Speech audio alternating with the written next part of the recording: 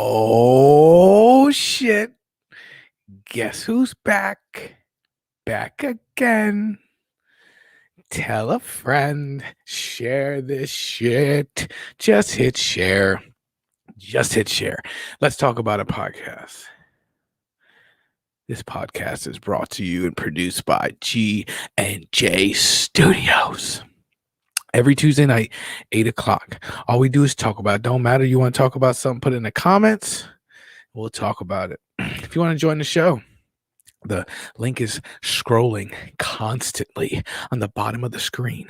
All you have to do is type in that link. It's also like magic. Just send it up in the comments as well.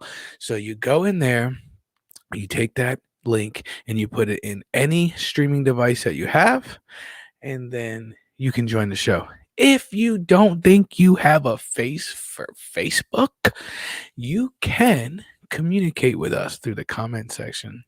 If you do watch to the 2, 3, 4, 5, oh shit, we're going crazy, 6 live viewers. Let us know you're here. Hit a like, anything. We don't know who you are unless you want to be up in this bitch incognito. Put your name down, say something, say hello, like it. Heart, give it a little heart emoji, whatever your little heart desires. Just do something so we know that you're here and we can holla at you. Again, you want to come on the show? It's down at the bottom of the link. We are streaming live from my Facebook. Not Who Cares? I did that last week. The Let's Talk About It podcast page on Facebook and the Who Cares podcast YouTube page. So in case you don't like Facebook and you're like, oh, I'm not going to use Facebook anymore, then go to YouTube. If YouTube is too much for you, then I don't know what to tell you. You want the link? Hit me on Messenger. Maybe I'll send you the video. Other than that, join the show. Be interactive. That's what we're looking for, okay? You hear me? So welcome. Like I said, just if you don't even want to hear what the hell we got to say, as a friend of mine, and if you're on my Facebook and you don't feel like you're a real friend of mine, I don't know why we're friends on Facebook, hit the share button. That's all I ask. Hit the share button. Look, you can hit the share button and go away. I really could care less if you listen. Just share that shit, just in case somebody else wants to listen. Okay? You understand? So, I know you can't wait for me to bring in my special guest, and my very special guest, because he's a fucking co-host. You know him, Scotty motherfucking Hicks. What's in up, the man? building. What's What's up, man? happening? Look, you don't even have your name on your shit. What? What happened to that? Yeah, it's a little option. I think you gotta turn it on. Mine ain't on either. What's going on? Nothing, man. Nothing. Another Tuesday. Another Let's Talk About It podcast. Again, for those that don't know, we talk about anything and everything. If we don't know, we'll still talk about it. You had me talking about bourbon last week. I can't spell bourbon. Every time I try to spell it, I spell it wrong. So, but we'll talk about it. So anything you want to talk about, bring it up in the comments and let's go. Help us out. Like the page, share the page, and also share and like the YouTube page. Okay? That's enough for the paying the bills for now. How you been this week, man? Pretty good, I guess, I guess. Nothing, pretty good. Nothing too exciting. I don't know, always busy, but slacking too. So I don't know. It's some combination of busy and slacking. I'm busy. When I'm busy, I'm really busy because I'm slacking the rest of the time. If that makes any sense.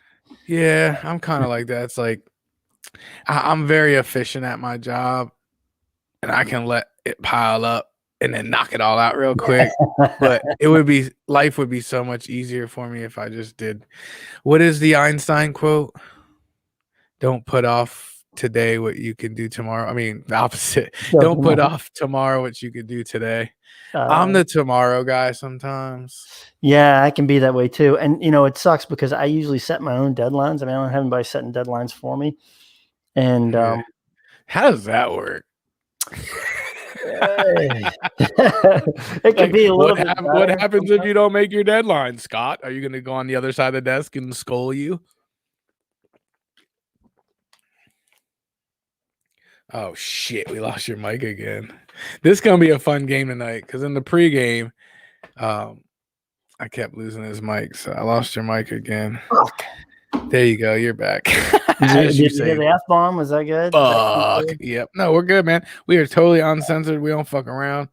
I am just trying to we may or may not have a special guest tonight, so I am trying to confirm that, and I'm gonna share this podcast right now, and I am gonna tag that guest in it. I don't know how to spell. She does spell her name kind of weirder than other people, but there she is. All right, I'll tag her in that so she'll see that. All right, now no excuses. I messaged her. I tagged her. If she wants to come on, she'll come on. So Right. I wanted to talk to you about something. And I know people are like, really? You waited till Tuesday to ask Scott a question and you didn't Google it? I don't think there's a true answer for my question on Google, which is a rare thing because you can. Yeah. Like I hate when people like that whole I don't know thing. That excuse is over. Like it's over. I mean, Yeah. you can do anything. It's like I always say, if I have YouTube and the correct tools, because I know I'm mechanically inclined, because that's what I do. But if I have good instruction and the tools, yes, I absolutely think I can do stuff. But this one, I put it this way. I asked 3 different people this question, and I got 3 different answers. So you'll be number 4. All right. What is, in your eyes, one of my definitions was very interesting and shocked me. What is your definition of when you hear someone say, I'm woke, or stop being woke, or you're just doing that because you're woke? What is the definition to you as being woke?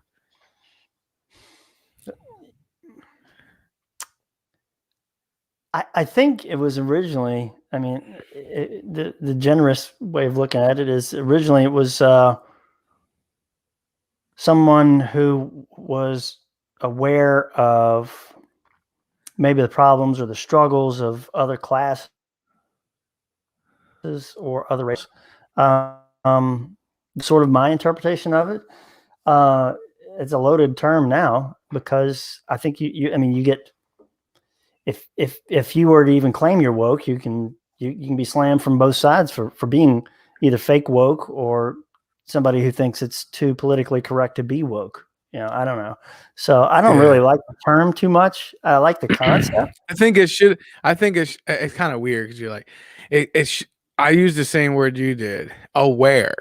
Like I think the word should be they're aware, because that's what it is, right? Aware of other people, like not being in a bubble, being aware of everybody around you instead of yourself, like being aware of topics like and this is one that always gets me. And it's sad I have to ask this because I guess I could Google it. But if someone was to say that they are a transgender woman, when I'm meeting them, they're letting me know so I can use their proper pronouns. So is a transgender woman a woman that's transgendering to a man? Or is that a man transgendering to a woman if she says I'm a transgendered woman? I'm going to say the latter. Right? I'm guessing, and I don't know this for sure. I don't know any transgender people I could really ask, and I guess you could look it up, like you said. But I would imagine that they would prefer to say that they the thing that they're moving towards. The gender is the one that they wish to be or that they are presenting themselves as. Or becoming. Or becoming, yeah. Yeah. That's what I think too. That's how I would interpret it anyway. But Yeah. again, so me really knowing me trying to figure that out and me trying to use the proper pronouns to this person, is that me being woke? Isn't that part of being woke? Yeah. I mean, it is. Again, that using that term is so weird. I think it's being respectful. I think it's just being courteous and respectful, and aware. Woke, just I don't know. Again, it just seems like such So I'll give you another example. Colin Kaepernick is protesting the NFL by kneeling during the national anthem. Is he woke? Or are the people that agree with him being woke? I don't know. Yeah, I mean, are you? I feel like the people who agree with him are the woke ones. I mean, he's okay because he's protesting. But he has to be woke to see it originally to want to do it. Yeah, I get that, but it's almost like it's. I mean, he was protesting police brutality against black people. He's black. This is something that's happening within his own. His own sphere. Well. I'm not saying necessarily it's happening. I'm just saying I don't know if you know the history of Colin Kaepernick, but he was adopted and he grew up in a really white neighborhood with two white parents. You said in his name, but you said it happened in his community, but it did. No, I said what happened is in his sphere, and I don't necessarily mean that community. What I mean is that it could happen to Colin. I mean, he's pretty famous now, but it's a color of his skin thing. If he does not, yeah. Oh no, right? I'm not saying. I'm just saying. I don't know if that's. I don't know if that's if he can be woke for that just because he was raised by white people. But more like how's he been treated? No, I'm just asking if is that someone being woke, someone that's doing that, or someone that supports him? I think so. I think you're aware of the fact that he's doing the right thing for the right reason, and you're supporting him. So you're woke about that situation, right? Yeah. You're not in the dark. You're not ignoring it. Well, I guess my question is that a racial thing? Is that so for that specific instance? Can only white people be woke about that?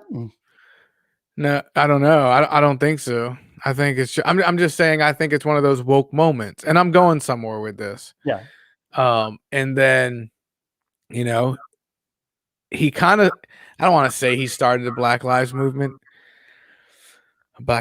movement. We got a little bit of echo, I think. But I think his girlfriend or his fiance, maybe even his wife at this point, she was up there. She's a New York City DJ, like a radio personality. Oh, okay. And she was definitely all like, some say that she got him into that. Okay. So I'm a 49er fan, so I go back to Colin Kaepernick as a 19-year-old, 20-year-old kid on our football team, and that's not who he was, But anyways, it happened to happen, right? So then you had a bunch of people saying, well, then the NFL kind of adapted and was like, okay, you can kneel, blah, blah, blah, blah, except Jerry Jones, I guess. But we got a little something here. Oh, what's today's topic? What is woke, Jason? Why don't you come on and tell us what you think woke is? But so let's continue on. So then they started doing that, and everybody got pissed off and started boycotting or protesting the NFL by not watching it. Right? Now we have another group of people that are pissed off and protesting against another dude that's pissed off and protesting. Are they woke? The people not watching the NFL because they're aware of this bullshit that's going on. So are they woke? I don't think so. You don't think so? Why not? Because I don't know. I think woke has a connotation that you've become aware of a societal problem, something that was hidden from you for whatever reason. Either you just weren't aware of it because of your own circumstances or your own life experience. I think that there's that connotation. Or you didn't want to know. Right? Well, that's possible. It's not important to you. Yeah, I guess so. I mean, and I think that's probably most people's issue. Is it's not important to them because they're busy enough trying to get their own lives going. I don't think there's a lot of malice in people being unaware. I think that they're largely, people are so busy with their own lives, just trying to make a living, trying to raise their families and stuff like that. That's what I feel like. Yeah. But for whatever reason, I feel like being woke is like is an awareness that you haven't always had, and it has to be something that is a social issue. Like you were asleep and now you're woke, right? Yeah, that's how I get it. But it's a social issue, and I think that was a very big social issue. So let's keep it on football for a second. So, the reason this came up was I was talking to a friend of mine, and we used to talk football all the time. Like we worked together. So every morning, especially during the, NFL season, fantasy, everything, just fucking getting it, And then he made a comment the other day and said, I don't watch sports because of all the wokeness. It sucks now. So I think I know what he's talking about. I think he's talking about the Black Lives Matter banners on the floors of the NBA, the Breonna Taylors on the back of people's helmets, maybe the Black Power fist during the national anthem. I'm not sure. I'm sure I'm almost sure. You know who you are. You can come on the show and explain yourself, but I'm pretty sure that's what he's talking about. I'm really, really certain that he doesn't mean that Breonna Taylor on the back of the helmet actually brought down the sports to suck. You know what I'm saying? Like the actual quality of it probably didn't come down, right? No. Maybe. But I mean, it seems like the question, he is broadcasting. I mean, he's like, oh, I don't watch football. I don't watch no sports anymore because of that. Again, is he woke? No, he's asleep. Yeah, I mean, even though he recognizes it's going on. The real question is, it's not that the sports are less enjoyable, or if you take all the messaging out, the sports are the same. Like you said, the quality is not dropped. His enjoyment has been diminished because he has to see those messages. So the real question is, why does that bother him so much? Yeah, and either that's what I'm saying, because it doesn't bother me. If he disagrees with it, and that's why it bothers him, then he's absolutely not woke. I mean, but it seems to me that for whatever reason, he's avoiding sports because of that messaging. Again, not because of the quality of the sports, them having that on the back of their helmet. Or he thinks maybe he thinks if enough people do that, they'll see the difference in the ratings and not do that anymore. I don't know. I mean, but still, that's the whole purpose of boycotting, though, right? It seems like he still has an issue with the messaging, and I don't, that's not the place for it. Well, I don't understand why it isn't. Well, no, I'm just saying why he would think that. Yeah, but I know it is, because I don't know. What's the NFL? 86% black, NBA 99% black. It's like that's their communities. That's their spotlight. I get it. But see, that's what brings me up to my next thing. It's like I try to talk to my therapist about it. It's like I don't know if this is, I don't feel like I'm a narcissistic person in regular everyday life. You know them. You would know that. You wouldn't even be on this show with me, I don't think. No. But I feel like I don't care about shit like other people. You can sit here for the next 4 hours. I dare you to offend me. Like, I thought about it long and hard the other day. I cannot think of anything that anybody can utter out of their mouths that offend me. My question to you is that because I'm a short, fat white guy in America? Like, you could tell me that there's an 8.9 earthquake in Honduras and 85,000 people probably died. I don't really care, and I think I should.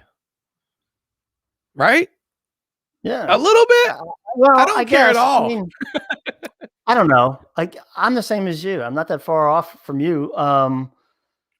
There's a part of me that says, this is kind of sad, but it's removed from my immediate, circumstances of my life. So I think it's really hard. We have to have. Is it because of this? Is it because of so much in social media and like everything has our attention? Blah, blah, blah, blah, blah, blah, Yeah, blah. I don't feel like I've always been like that, but I really could give a shit less. Well, I mean, but I'm a good, passionate human being. I'd say for me, it extends just to, that sucks. But, and I'm not, I'm fairly, I think I have some passions too, but I think that the number of things that you actually have the capacity to care about deeply, or, you're limited. You just can't get everything in. What is Jason saying here? Just to clarify, because he does not want to see those things that mean he isn't woke and that he's wrong. He's talking about the guy watching the NBA game. No, I don't. Nobody said he was wrong. I just wonder what the problem is with. He wanted to know. I would say that if that message offends him for some reason, then maybe there is a woke. Maybe he's not woke. I'm not saying he's wrong. Maybe he just feels like it doesn't need to be that he's totally in favor of equity for races and ending police brutality, but he's just tired of seeing the messaging, and that's entirely possible. So because you don't care about Honduras, you got to say it like that. Honduras.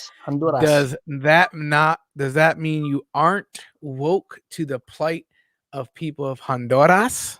Yeah, I guess. No, because I know about it and I still don't give a shit.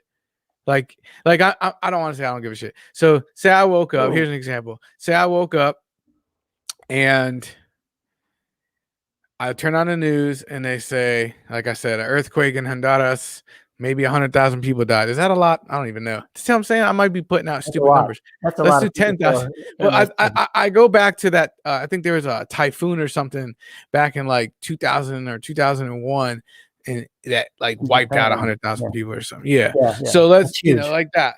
I think I would see it on the news. Frankie would get up. I'd be making my coffee and make her a cup of coffee. Be like, hey, a fucking earthquake hit Honduras, and 10,000 people died.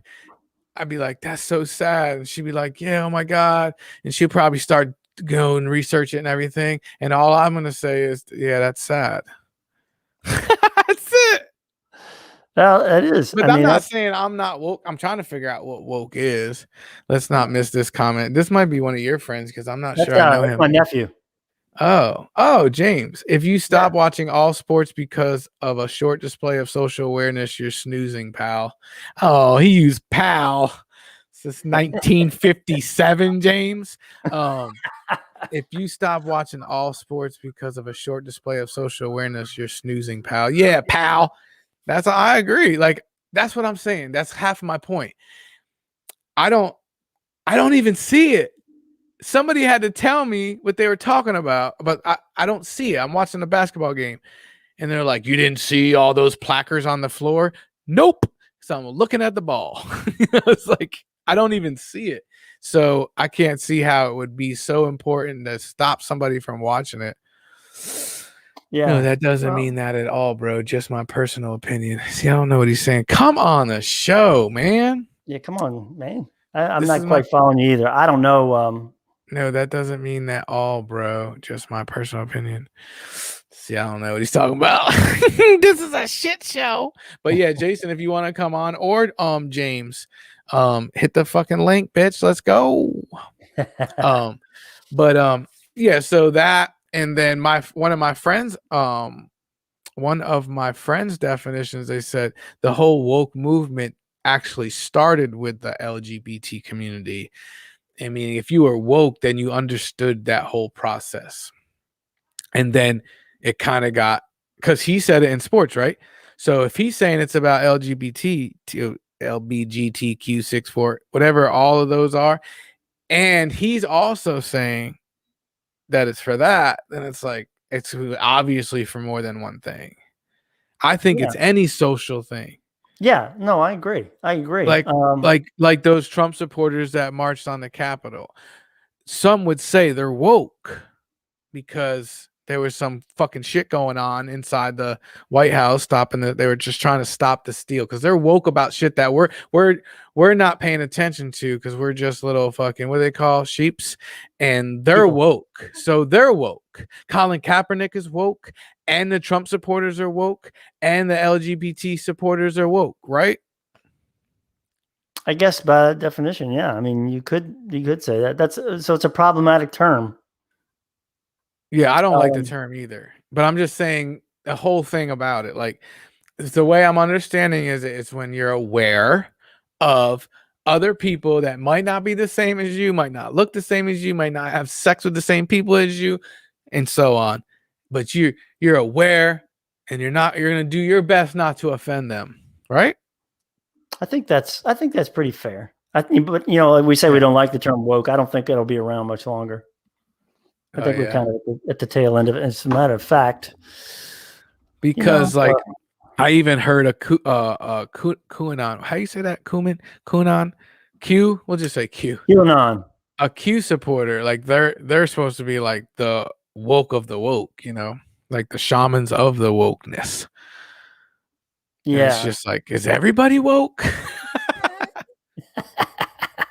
Is there nobody left to wake up? It's like, Jesus Christ. All right, here we go. Let's see. I'm trying to.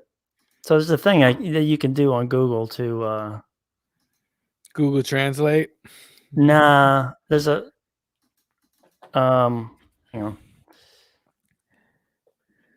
Google Trends.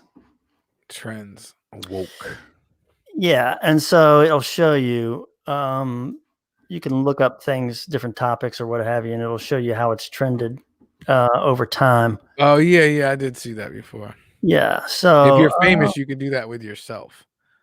Yeah, or I think like one of the things I looked up when Trump first used the term "bigly," searches really spiked the next day or that night on that. But yeah, so I'm looking up woke as a topic right now, and it looks like it's actually been spiking just recently. But yeah, I feel like it was on a downward slide starting around August of last year, and then it's just spiked back up. So I don't know. That's a tough one. Yeah, I mean, I just feel like when people say, "Oh, don't be woke," and I'm like, I'm looking around, I feel like everybody's woke. Like, you can say that the protesters in downtown Richmond, they were doing that because they're woke, right? I mean, it's like, I feel like it's a term that doesn't have it. That, like I told you, you can't Google it. Yeah, that's tough. It's right. Yeah, it's too vague of a term. It's too vague of a term. Definitely. But back to the offended part, like, when is the last time someone either typed in the comment section or texted you or called you on the phone or anything, and you hung up the phone, you got off the computer, and you're like, wow, that was offensive? Like, are you easily offended? What does it feel like? Maybe I am offended and I don't know what it is. Because, like, I felt like I can't say that I wouldn't get if I get my feelings hurt, is that being offended or is it different? Because I had my feelings hurt before. Maybe that's offended. I think it can be. It can make you angry, I think. Yeah. I don't know. I'm trying to think of the last time somebody offended me. I don't I don't know if I'm offended that easily. Um, Like, I'll give you an example. I was in the kitchen with my wife. My wife is probably the only person that can hurt my feelings because she's probably the only person that I really give a fuck that thinks about me, I guess. So I was joking and I said, you know, you sitting around here all day watching all these cooking shows sure the fuck hasn't helped you cook any better. And she said, well, sitting around here watching all that porn all day hasn't made you fuck any better. And dude, I got fucking pissed. I got offended, I think, or I got my feelings hurt. Yeah, it sounds like a little of both. You had your masculinity attacked. That's never fun. I guess that's offensive. I don't know. I mean, I don't know if anybody's ever said, when you marry a fucking hot ass, quick witted ass woman like the one I got, you know. I know you and I are in the same boat. Not the same wife. It's a good boat to be in. Yeah, but besides her saying something like that to me, like if she told me I was a bad father or something, but I don't think that's offending me. I think that's pissing me off and making me sad. Like if she was like, you're such a fucking deadbeat dad, that's like, you could tell me I'm a bad husband, tell me I'm a horrible friend, but don't ever fucking tell me I'm a bad father. That would fucking crush me. But is that her offending me?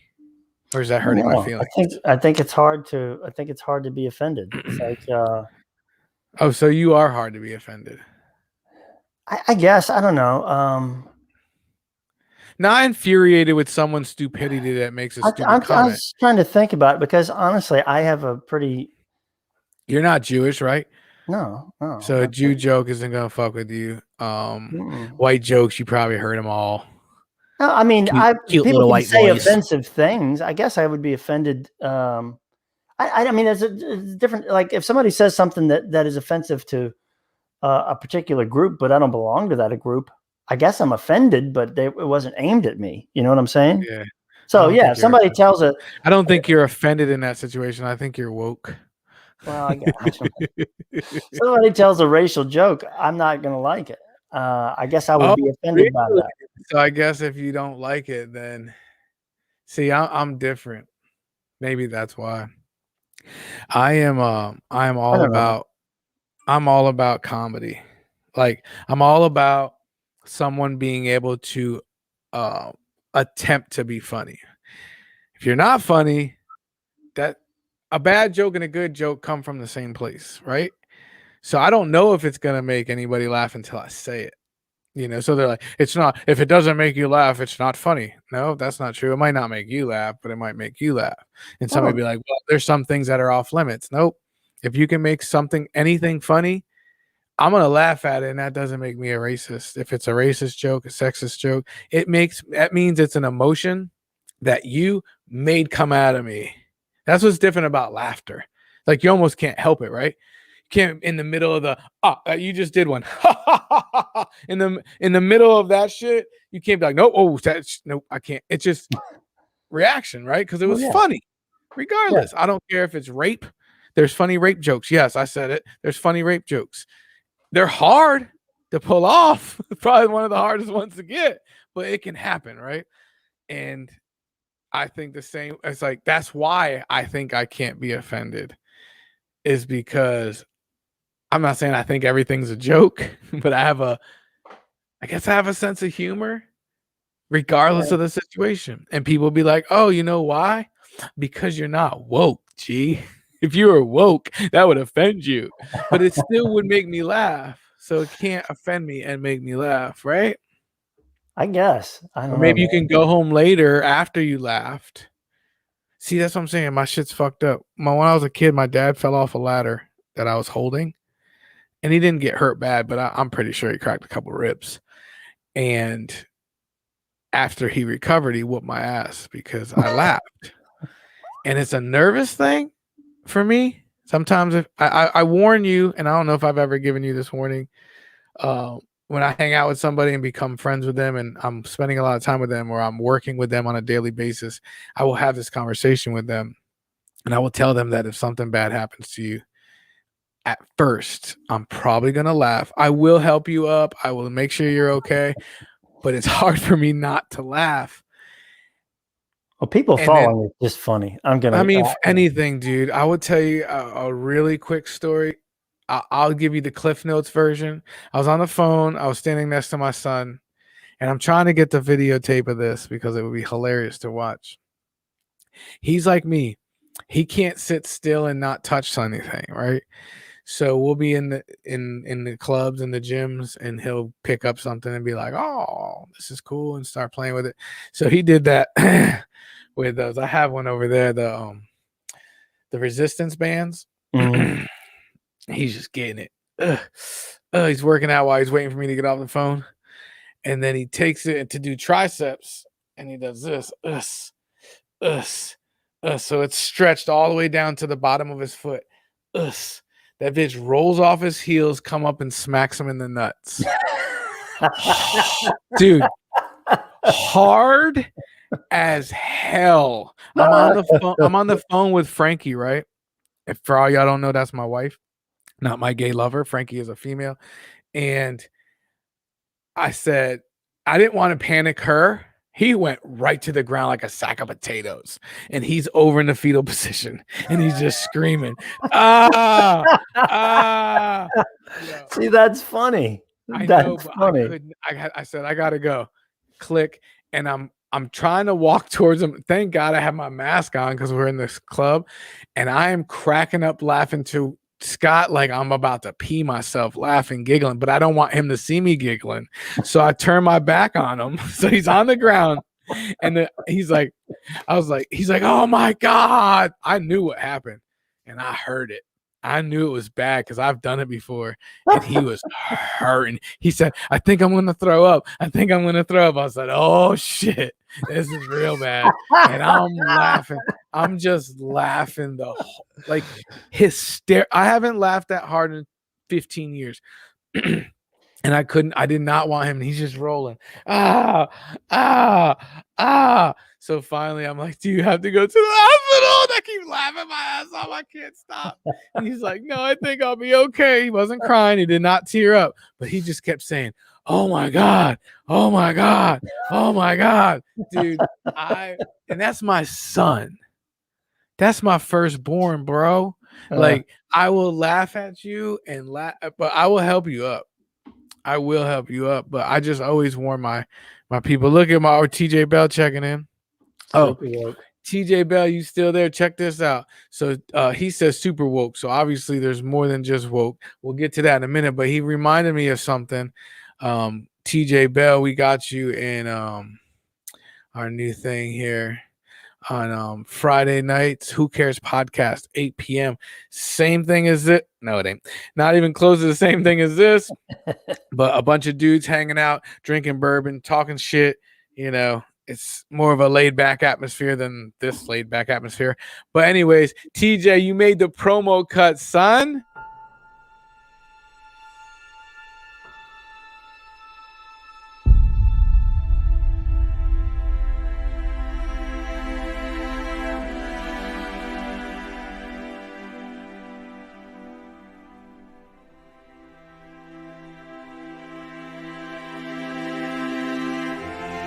TJ Bell Woodworks, baby.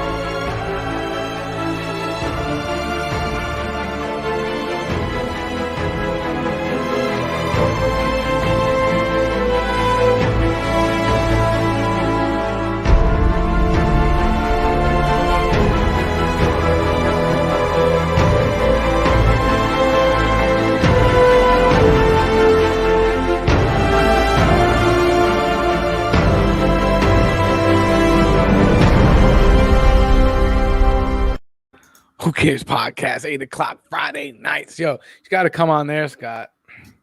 Drink some bourbon with the boys. I should. I need I think you came on one alcohol time. in my life. There you go. Yeah, I went to drink some with you tonight, and my bottle's empty. Yeah, I don't even know what I got.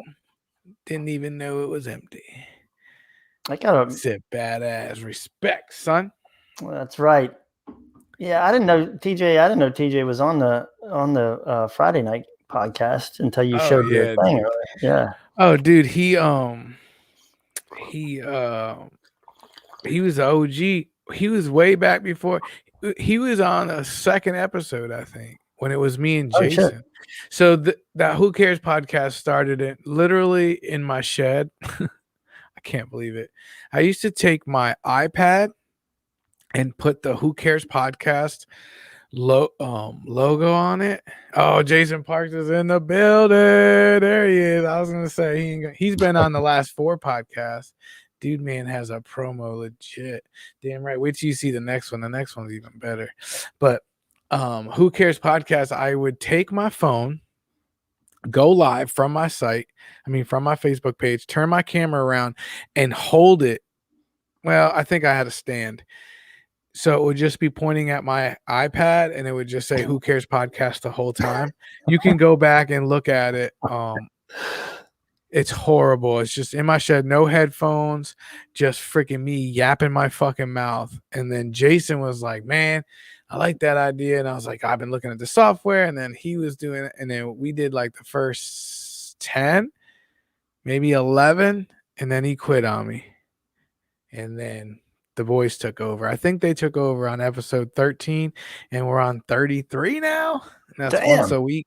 So yeah, we got like I got 33 weeks, 35 weeks maybe, and they got like 26 or something. Nice. But check it out, Who Cares podcast, Friday nights. Friday, 8 o'clock. Is it 8 o'clock, baby? Right, so we do this one on Tuesday. Me and you do this one on. You and I do this one on Tuesday, and then I get up on there with them boys Friday night. All right. I got something I want to show you. I got a share button. I haven't tried this before, so I'm gonna give it a shot. Hold on. Yeah. All right. Let's see what we got here. I'm saving this for you. Oh, my boy's live too. Can you see that? Nope. Oh, I gotta bring it up. Now I can. There you go. Oh, all the ways that Tom Brady is football's GOAT. You really want to open that fucking can of worms right now? No, I don't. You don't. Trust me. But not after my Super Bowl night. I'm just going to say it's a compelling argument they make. Yeah. Well, I can make one too. It's all statistical. So. Oh, yeah. Well, what the fuck? He's in his 22nd year. No. Well, they address that too. There's a lot in there. Like show you my flag he made me. If you took his career and you split it in half, he'd still have 2 of the top 25. Still be 2 of the top 25 quarterbacks of all time. So, yeah. Again, tell me another quarterback that played more than, let's say, 12 years. It's like he's doubled that. He's played 2. More than that. You got to. He's played two average careers of a NFL quarterback. He's played them 2. So if that's gonna happen. I'm gonna send you this link to it. You can take a look at it at your leisure. So, but I just thought I'd have a little fun with you on that. That fucking fake news. No, you saw my you saw my post. Statistically, like I said, but you saw the 2 asterisks too. And I'm so sick of people saying that, like I wasn't with the whole Patrick Mahomes shit. Well, if he beats Tom Brady and he'll have 2 Super Bowls, he could be the GOAT. Like what? Like they were calling him the GOAT last year. Mahomes. That's ridiculous. Just like he had 2 subpar. He got a lot. I know, but he's got a lot to do.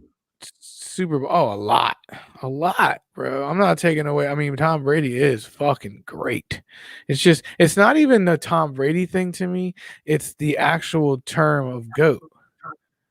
Like we're talking about the greatest of all time, right? All times. Everybody's like, well, in an era, or he's the best, he's the GOAT for quarterbacks. Like, no, that's not the question. We're talking about the greatest of all time as a football player. He, my friend, is not. You know, I could say he's the best quarterback of all time. And if you want to put a GOAT in every single position, then yes, we can have a list of GOATs.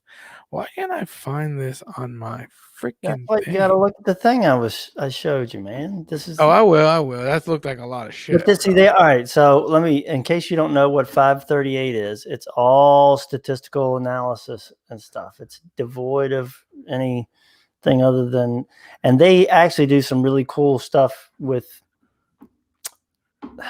how you can calculate the value of players in sports independent of their position. So and again, I kind of scrolled through this. I didn't really look at it in detail, and it gets pretty deep. But they have some statistical methods to say, well, can he be the greatest football player of all time? Because statistically, they can compare him to a wide receiver or running back or whatever you want, a kicker. I mean, and they have statistical models that allow them to do that. But that's what makes it interesting to me, is the way these guys do all that stuff. Oh no, I'm all about that shit. And there's no argument statistically. You already know my argument for the greatest player of all time in any position is the player that when the game's on the line, I'm giving him the ball. Right. Period. I don't give a fuck how many touchdowns he threw in the regular season. I mean, look at Tom Brady, the Super Bowl that he lost. He went MVP.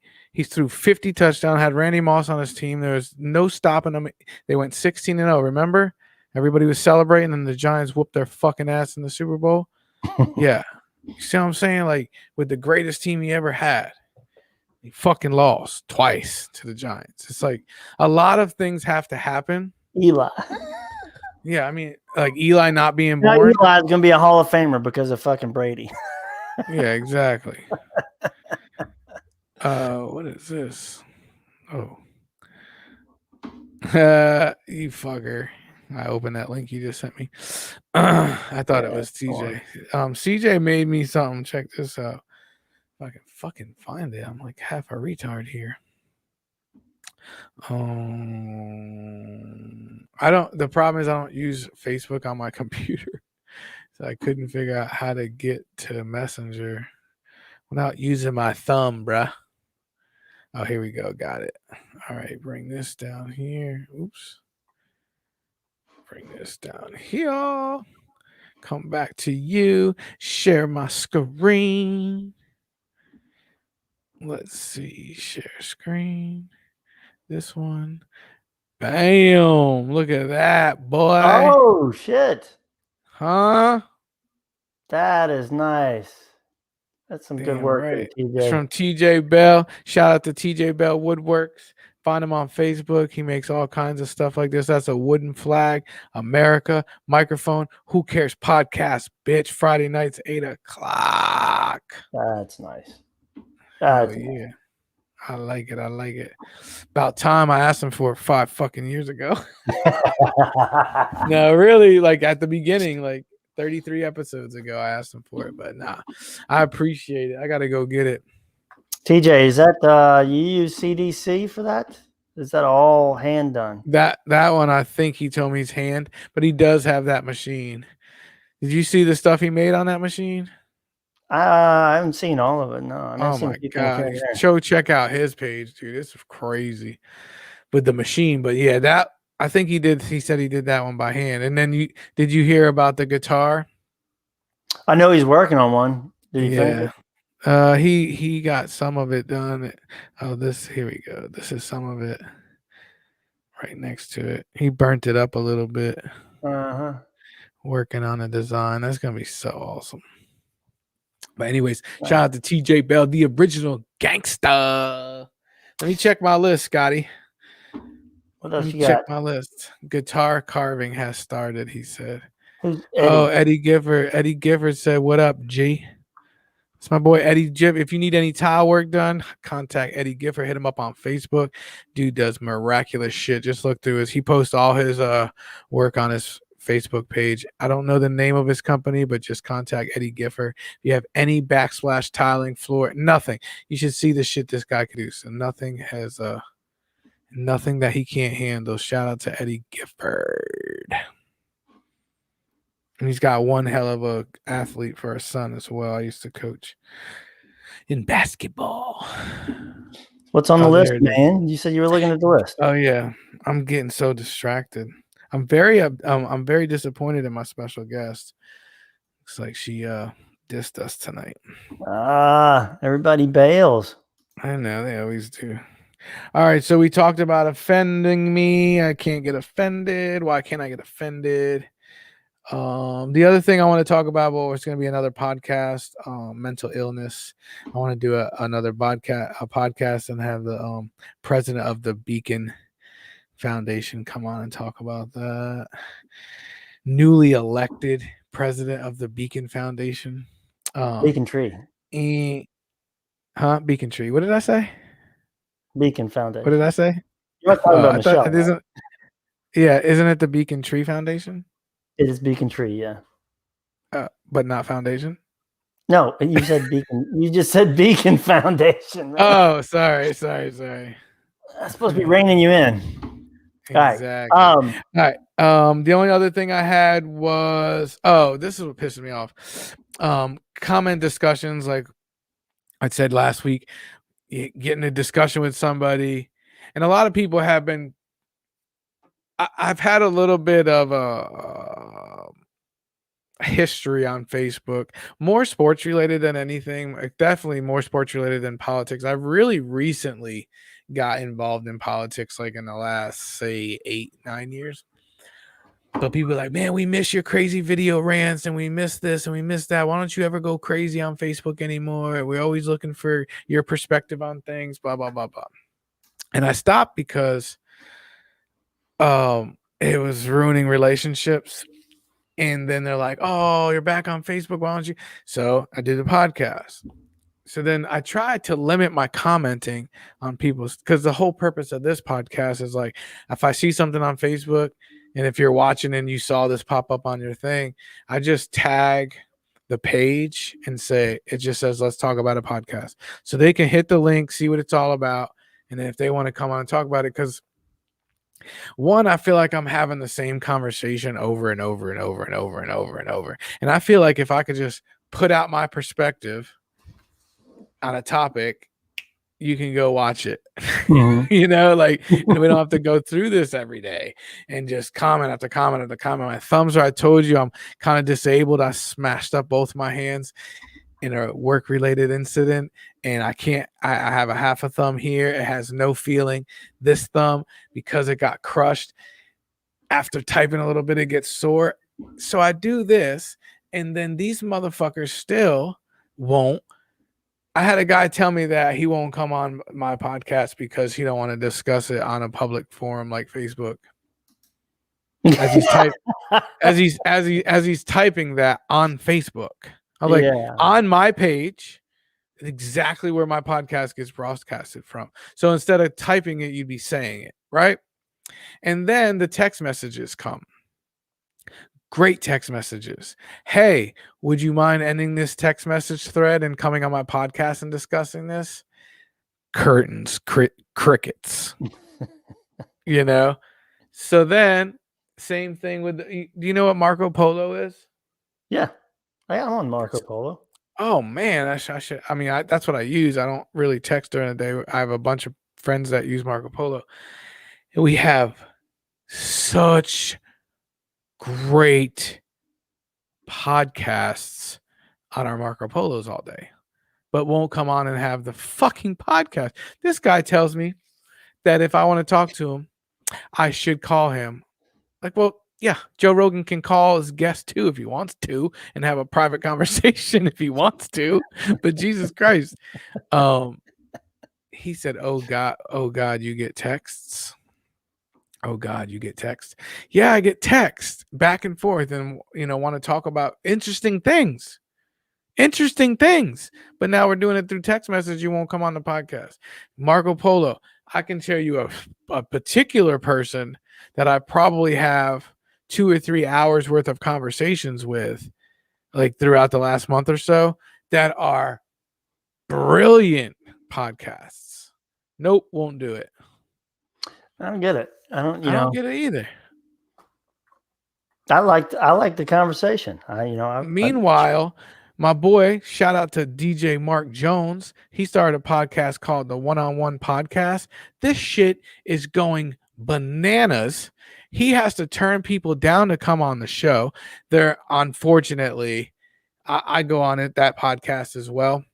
Unfortunately, it sucks because we're both on Tuesday nights at the same exact time. But I mean, one of his videos the other day, I'm trying to find them now. They're live right now. I just saw them.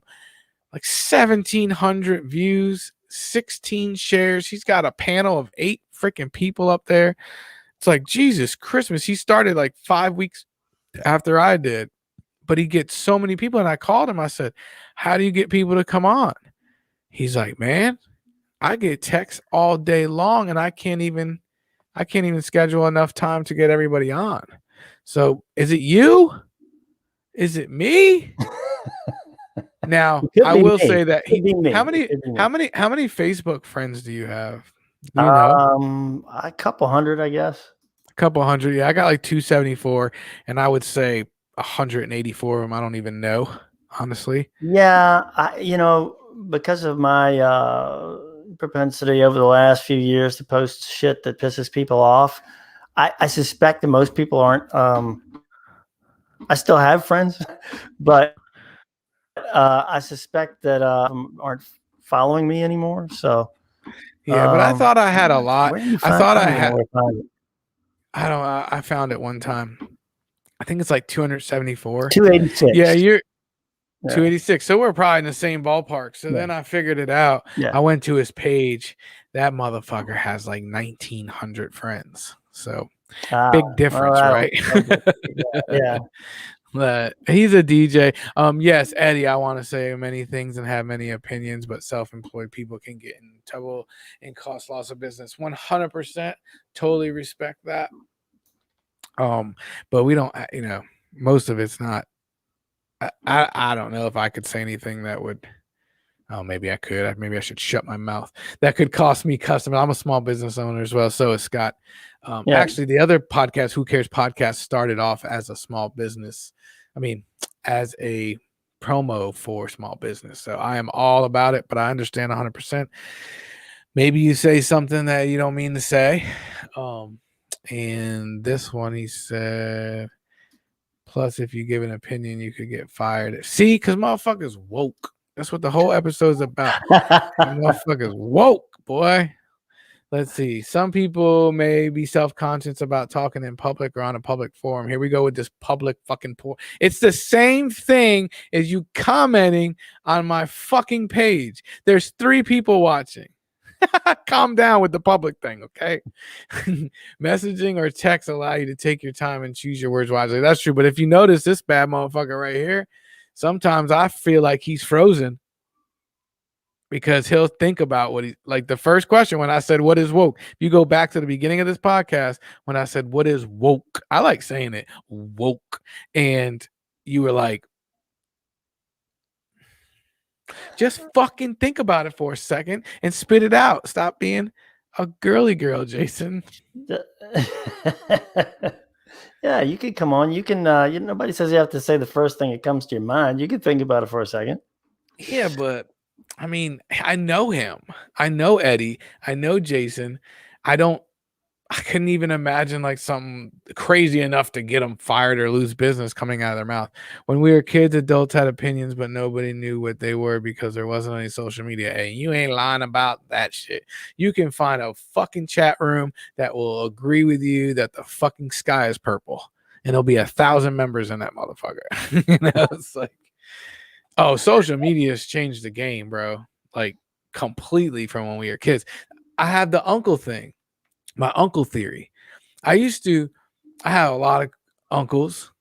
And everybody got the crazy uncle and the drunk uncle and the molested uncle. You know, everybody's got those uncles. But my uncles were crazy. And I remember telling stories on a street corner, like, you ain't gonna believe this, in Alabama. And like, how do you know? Be like, because my uncle used to live there. My uncle told me, my uncle told me, my uncle told me, my uncle told me. Like, and those would get embellished and then turn into crazier stories. And it's like, your fucking uncle's a fucking drunk, you know?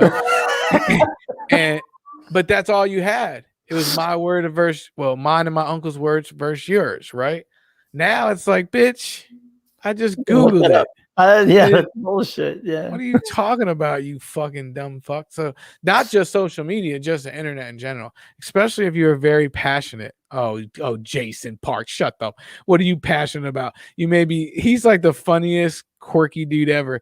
Like, he's not passionate. You may be fearful that they may say something in the heat of the moment that you can't take back. Oh, that's definitely happened on a couple podcasts, and it happened on a Who Cares podcast. And now Who Cares podcast Friday nights at 8:00, we're no longer allowed to talk politics. That's like rule number 1. So if you're looking for a place to talk about these politics and the racial stuff going on in America, Who Cares podcast 8:00 on Friday nights is not your podcast. But this one is. We'll talk about anything, because you know why? We don't care. Why? Because we're woke. We're woke bitches. Not me, but some of the people that may be hesitant to come on. Well, come on in, Jason. Well, Jason, yeah, I think you pop in every week and G invites you and you don't come on. Yeah. Here we go. Eddie, I got my echo at your house again. I tell my buddies all the time, just vote and contact your representative explaining your concerns, and that's all you can do. Yep. For some things, some community things you can do. Just vote and contact your representative. I got something to say right now. Matter of fact, talking about representatives. Hey, if you're listening, does anybody know if Rob Whitman won his election in Hanover? I think so. So he won, right? Yeah. Hey, if you're listening out there, Rob Whitman, can you do me a favor and lose my email? Just stop fucking emailing me every day. The election is over. You won.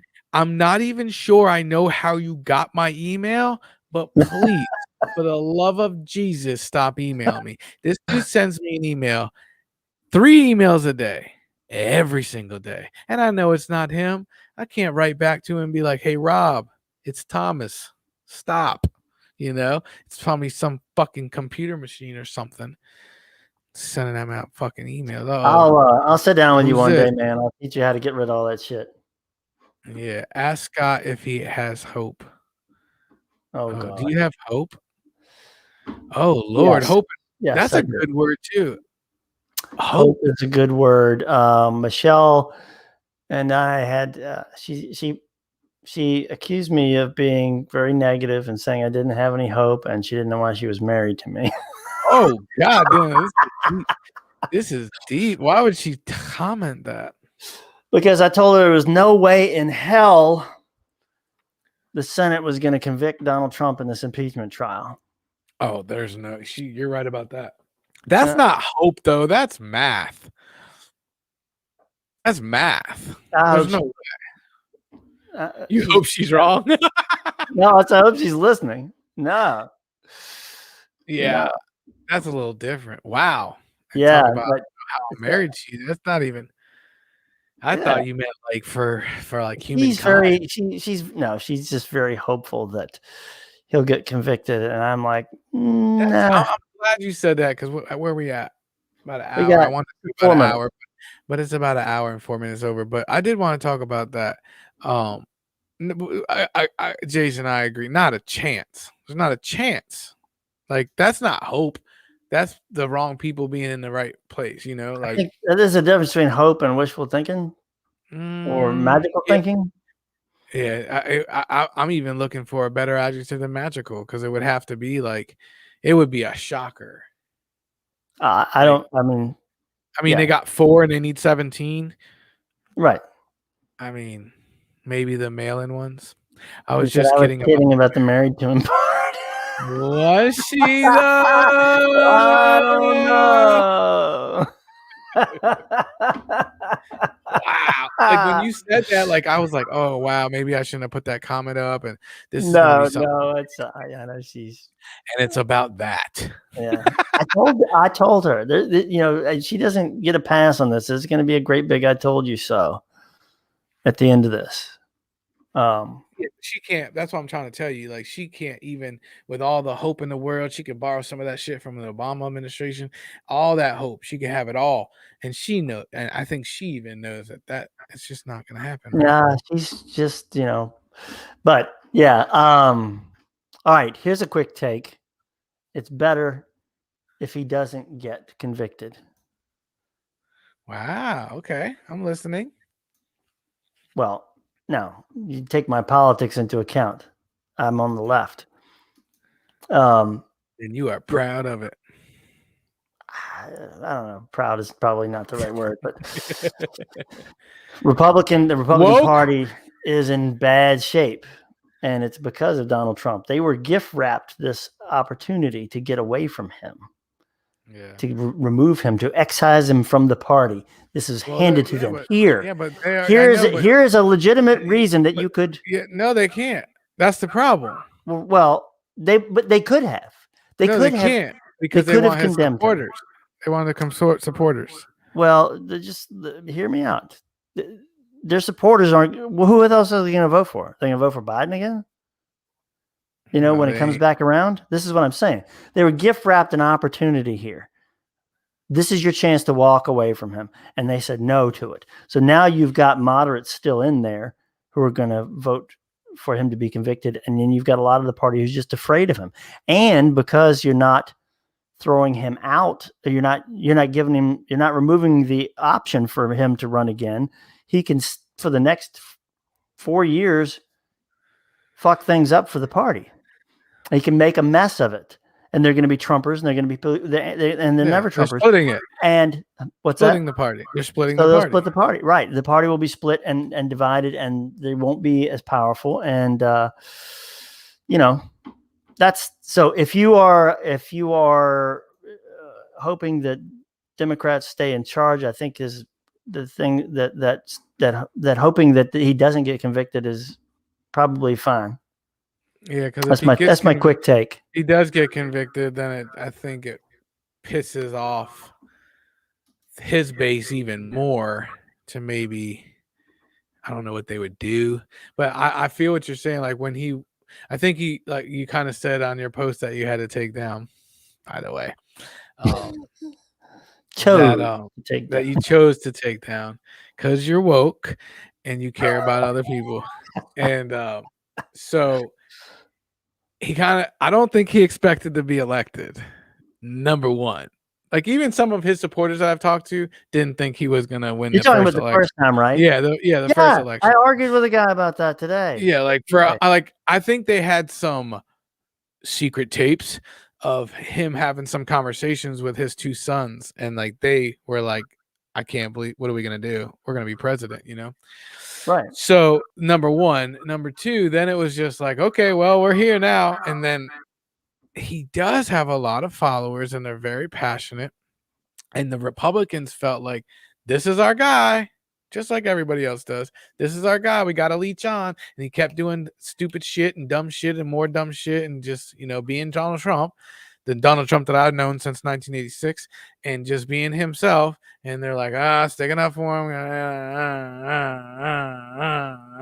All the way up to the thing that happened at the Capitol. To this day, I watched some of it today, and they're just like, because they have nothing without him. I really do think they have nothing without him, because all his supporters, if you don't support him, maybe you're right. Who do they vote for instead? I don't know. But I think they would be affected even now if they start bashing him. Well, 75 million people voted for him. I mean, that's the thing is that it's hard to say. All right. So Trump's deplatformed. The guy's nowhere without Twitter and Facebook. You know, he has no Trump. That is, he has no platform. So you combine that with Do you think that's him messed up? being roundly denounced by Republicans. Yeah, it's going to piss off. It would piss off his supporters, but I think they get over it. It's a message they have to keep saying. We had to do this. This was against, this was an insurrection against the United States. This was a bridge too far. He can't do this. No one can do this. I know, but that's the thing. You're just assuming that he did entice an insurgent or whatever it's called. Okay, you can. All right, let's just. I watched the video over and over and over and over. If they convicted him of it, regardless of whether or not they believed it, they could. Well, that's my next thing. That's what I'm saying. When is Biden's first? What do you call it? Brain fart. When is he gonna be impeached? When is what? When's he gonna be impeached? I mean, it's like becoming a thing now. One side is going to impeach you, and then the other side. So how does that work? Does the House have to drop impeachment, or can the Senate drop impeachment? No, the House has to do it. So Marjorie Taylor Greene, who Jason just mentioned, has already filed impeachment papers for Biden, right? For Biden, like the first day he was in office, which is ridiculous. But you have to have a majority. And you have to have a crime, right? Well, yeah, but you have to have a majority to vote for it in the House of Representatives. What was hers? Hmm? What was her article on impeachment? Oh, I don't know. She's a loon.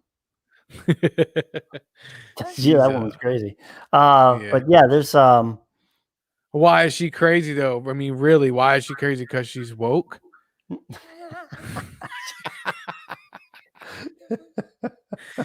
She's woke, bro. That's what it is. And you don't like the reasons that she's woke. She's letting the American people know that there's a swamp in there. Oh, by the way, a fucking swamp is still up in that motherfucker. He told me he was going to remove that swamp. Yeah, that's it's very swampy still. Yeah, he told me we were going to get that fucking wall built. And he told me the Mexicans were going to pay for it. Oh. And he told me he was going to get rid of this shitty ass Obamacare I got. This motherfucker. That's what they say. Like most of his supporters are like, tell me another president that did everything he said he was going to do. I was like, damn, we definitely see different things. Yeah. Even if the establishment Republicans speak out against him, they will believe it's the swamp trying to get him out of the way. Jason, I don't know about that. Jason, pop in the goddamn. Oh yeah, yeah. Oh yeah. I see what you're saying. You're absolutely right, Jason. But oh god, another episode. That doesn't mean that those people can't change their minds. Honestly, I think there's probably a lot of them who wish they could erase him, and they're just looking for an excuse. This is what I said beforehand, that they will look for a reason to dump him, that his supporters will look for a reason to dump Trump. Like I have a good reason where everybody would understand why. But his supporters, most of his supporters. Well, if they're still supporting him now, you're not going to change it. And honestly, I've tried to have rational conversations with some supporters, and it just doesn't work. I mean, everything is a conspiracy against him, and So you're probably right, Jason. I don't know. My original thought again was, I think a lot of people will look for an excuse to get rid of him or to change their minds about him. And I could still be right about that, but people they're pretty tenacious in their support of him. And I don't, I don't get it. You know what I'm sick of? What's that? These fucking boring ass White House press conferences. I am so ready for Trump 2024 just to get more press conferences. Goodness gracious. Oh, how about this? We'll talk about a little bit of this part of the Super Bowl. Yeah. The streaker, right? Yeah. Did you see the streaker? First of all, I didn't watch any videos of him. You want to talk about wokeness? Why won't the NFL or the NBA show these streakers? Like, we want to see it at home. They always go away from it, and you end up seeing it anyway later. But how about this genius? Did you hear what he did? Mm. Oh gosh, this streaker is a genius. So this dude bets $50,000 on a streaker prop and then becomes the streaker. Holy shit! Are you serious? Look it Wow. up. I'm dead ass serious. One put $50,000 down, won 354,000, had to have 1,000 for his bail, and he paid the guy that helped him $6,000. The other guy that was with him was a distraction. He went running the other way, like towards the tunnel. So all security went that way, and this dude took the field and streaked, and he had a thong on and something on the thong, a porn site. So he got paid from the porn site as well. Holy, Genius. that is But brilliant. it is so brilliant, but That- is it legal though? Like, you made a bet that something was going to happen and you made it happen. Like, I don't see how it wouldn't be though. well, there's no case, because this is the kicker. He didn't do it on MGM app. He didn't do it through Vegas. He didn't do it through the fucking FanDuel app. He did it with an illegal bookie on the street. No way. Yeah, so even they can't. I mean, he got his money. The where he messed up was today when he's all over Twitter and stuff. And apparently he went to after he got bailed out of jail, he went to a restaurant. There's a picture. I probably could find it real quick. And he's taking a picture with somebody that he ran in. He ended up telling this person, I was the streaker from last night. I was the streaker from last night. And he told him about the bet and stuff. So now it's all over the news. And now the IRS is after him because. So it's like, God, talk about changing your life. Smart. Yeah, that part wasn't smart. Like, I would have made that bet on, like, FanDuel or somewhere where it's legal. Because that was a real prop. It was a real prop bet. So he made it happen. And I think that, I mean, just to come up with the idea, all right, and you have to also take about $4,000 out because he paid for a Super Bowl ticket. Yeah. So the rumor is he had to pay $4,000 for the ticket, $4,000 for his buddy ticket, promised his buddy additional $4,000 to help him, or $6,000, and then his bail money was $1,000. His buddy didn't get arrested. So still, even if you pay taxes on it, but you can't because it's illegal, now what happens? Does the bookie get fucked too? Oh, dude, that would be I'm in the Super Bowl, dude. Like, it doesn't have to get a bigger stage.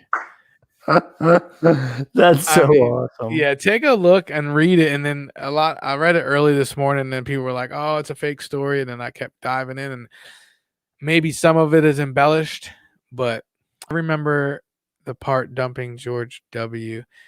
If they haven't dumped Trump yet, you probably won't. I think of it as a sunk cost. You will go down with the ship. Yeah. Probably right. Plus, there's just a lot of people that aren't even into politics. It's like a team to them. It's like the Raiders. It's like they just put on their red cap. They're the Raiders. That's true. That's true, man. It's not like some people are into it and they did like him for his policies and they're hardcore Republicans. And that's even hard to say with some of the things he's done and said. But and then there's others that are just like, we're Trump, bitch. Like, they're not even, they've never probably even voted before this year, like. Well, they said, what they said was some of the people who stormed the Capitol didn't even vote in the election. What? Oh, because they were felonies? The Capitol didn't vote. I don't know. Because of their prior felonies? Maybe. I don't know. Yeah.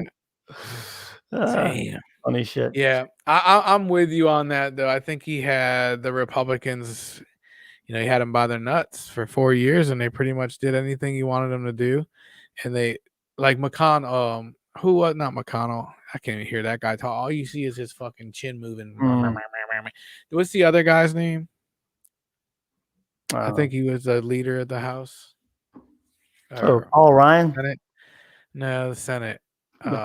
McConnell? No. McConnell was the leader. Well, he's the leader of the Senate. The Leader of the House was Mitch McConnell. no, he's the leader of the Senate, or was Oh, the leader. is that old fucking Yeah. turkey? Yeah. All right, the other guy that finally came out and was like, "Enough is enough. Enough is enough." Mitt Romney? No, Mitt Romney always hated Trump. Jesus Christ, who am I talking about? You named everybody but the guy. I don't know. Ted Cruz. No, He didn't say enough was enough. I don't know. He's a fucking. Maybe it was Mitch McConnell. Who am I thinking of? Lindsey Graham. There we go. Lindsey's playing both sides of that fence. Yeah, but he was on that floor. He was on the Senate floor, and he's like, "This is it. Enough is enough." I was like, "Oh, finally!" It takes people dying in the Capitol. 2 days later, he's on Trump's plane. Oh yeah, he was on Trump's plane. That's right. This is ridiculous. So when is New York? When is the New York Attorney General going to arrest him? Oh, I don't know. I hope before the year's out. That'd be cool. Oh yeah, he also told me that he was going to lock up Hillary Clinton. He did not come through with any of his chants. Lock her up. Build the wall. Mexico will pay for it. No more Obamacare. I have a better plan. And they love him, right? I mean, I am kind of biased. Like, I wanted to give the guy a chance, but he lied. He lied to me. There you go. There's some hope for Scott. Well, I said it was a cool word because it's like faith. I always tell people I'm not a very religious person. I'm not religious at all, actually. But I think you can have faith without being religious. I'm like, what do you mean? If you have faith, you're religious. No, you can have faith in anything. Mm-hmm. Have faith in humanity, I can have faith that everything's going to be a good day tomorrow. And I do respect religion for some of their outlines, like to be a better person and to not fuck your neighbor's wife and, all that good stuff, It's got a good base. It's all the crookedness that gets me and all the translations throughout the years that kind of got twisted around. But I don't even know why I said that. I'm not a religious person, but faith. And hope is kind of like that too, right? You can hope anything, but I can hope there's $100 in my fist right here. What I've learned to do is to have more realistic expectations, to try to understand my expectations and try to have them be a little more realistic. That way I don't get all pissed off. So you're lowering your expectations? No. It's not the same thing as having, more realistic expectations. They're unrealistic. They're too high. Well, they can be unrealistically low also. Oh yeah. That's so true. look at the evidence, look at, what's going on and say, okay, these are realistic expectations to have. What is this word you speak of? Evidence. I haven't seen a lot of that in the last 4 years. So how do you think we're going to wrap this up, but how do you think old Smoking Joe's doing? Wait a minute. We have a new guest. New special guest, and she's still married. I cannot believe you said that to him. No, listen. On such a like. Are painting this all wrong because Scott's only saying what makes him look good. Oh. I said that there was hope, and he said they've already said no, they're not going to change their mind, blah blah blah blah. I said that's before the trial, because after the trial they can say, oh well, I didn't know all of that. Now that I've found out that, I have to stand my ground and say no. But it's too late, right? That is their opportunity to become a better person. That is their opportunity. They can play the game up until the last second and then say, I didn't know that. Now I got to vote. I got to convict them. That's where there's the hope. Because they're playing the game all the way to the end to keep their base, and then you can't go wrong when you say, "Yeah, that's some bad shit." Yeah, right before you walked in, we were talking about lowering expectations. I know, I heard. And I think you might want to tone it down a little bit. Yeah, I'm all about hope for real. I'm like all about that shit, and I hope every morning I wake up and don't have to go to work. But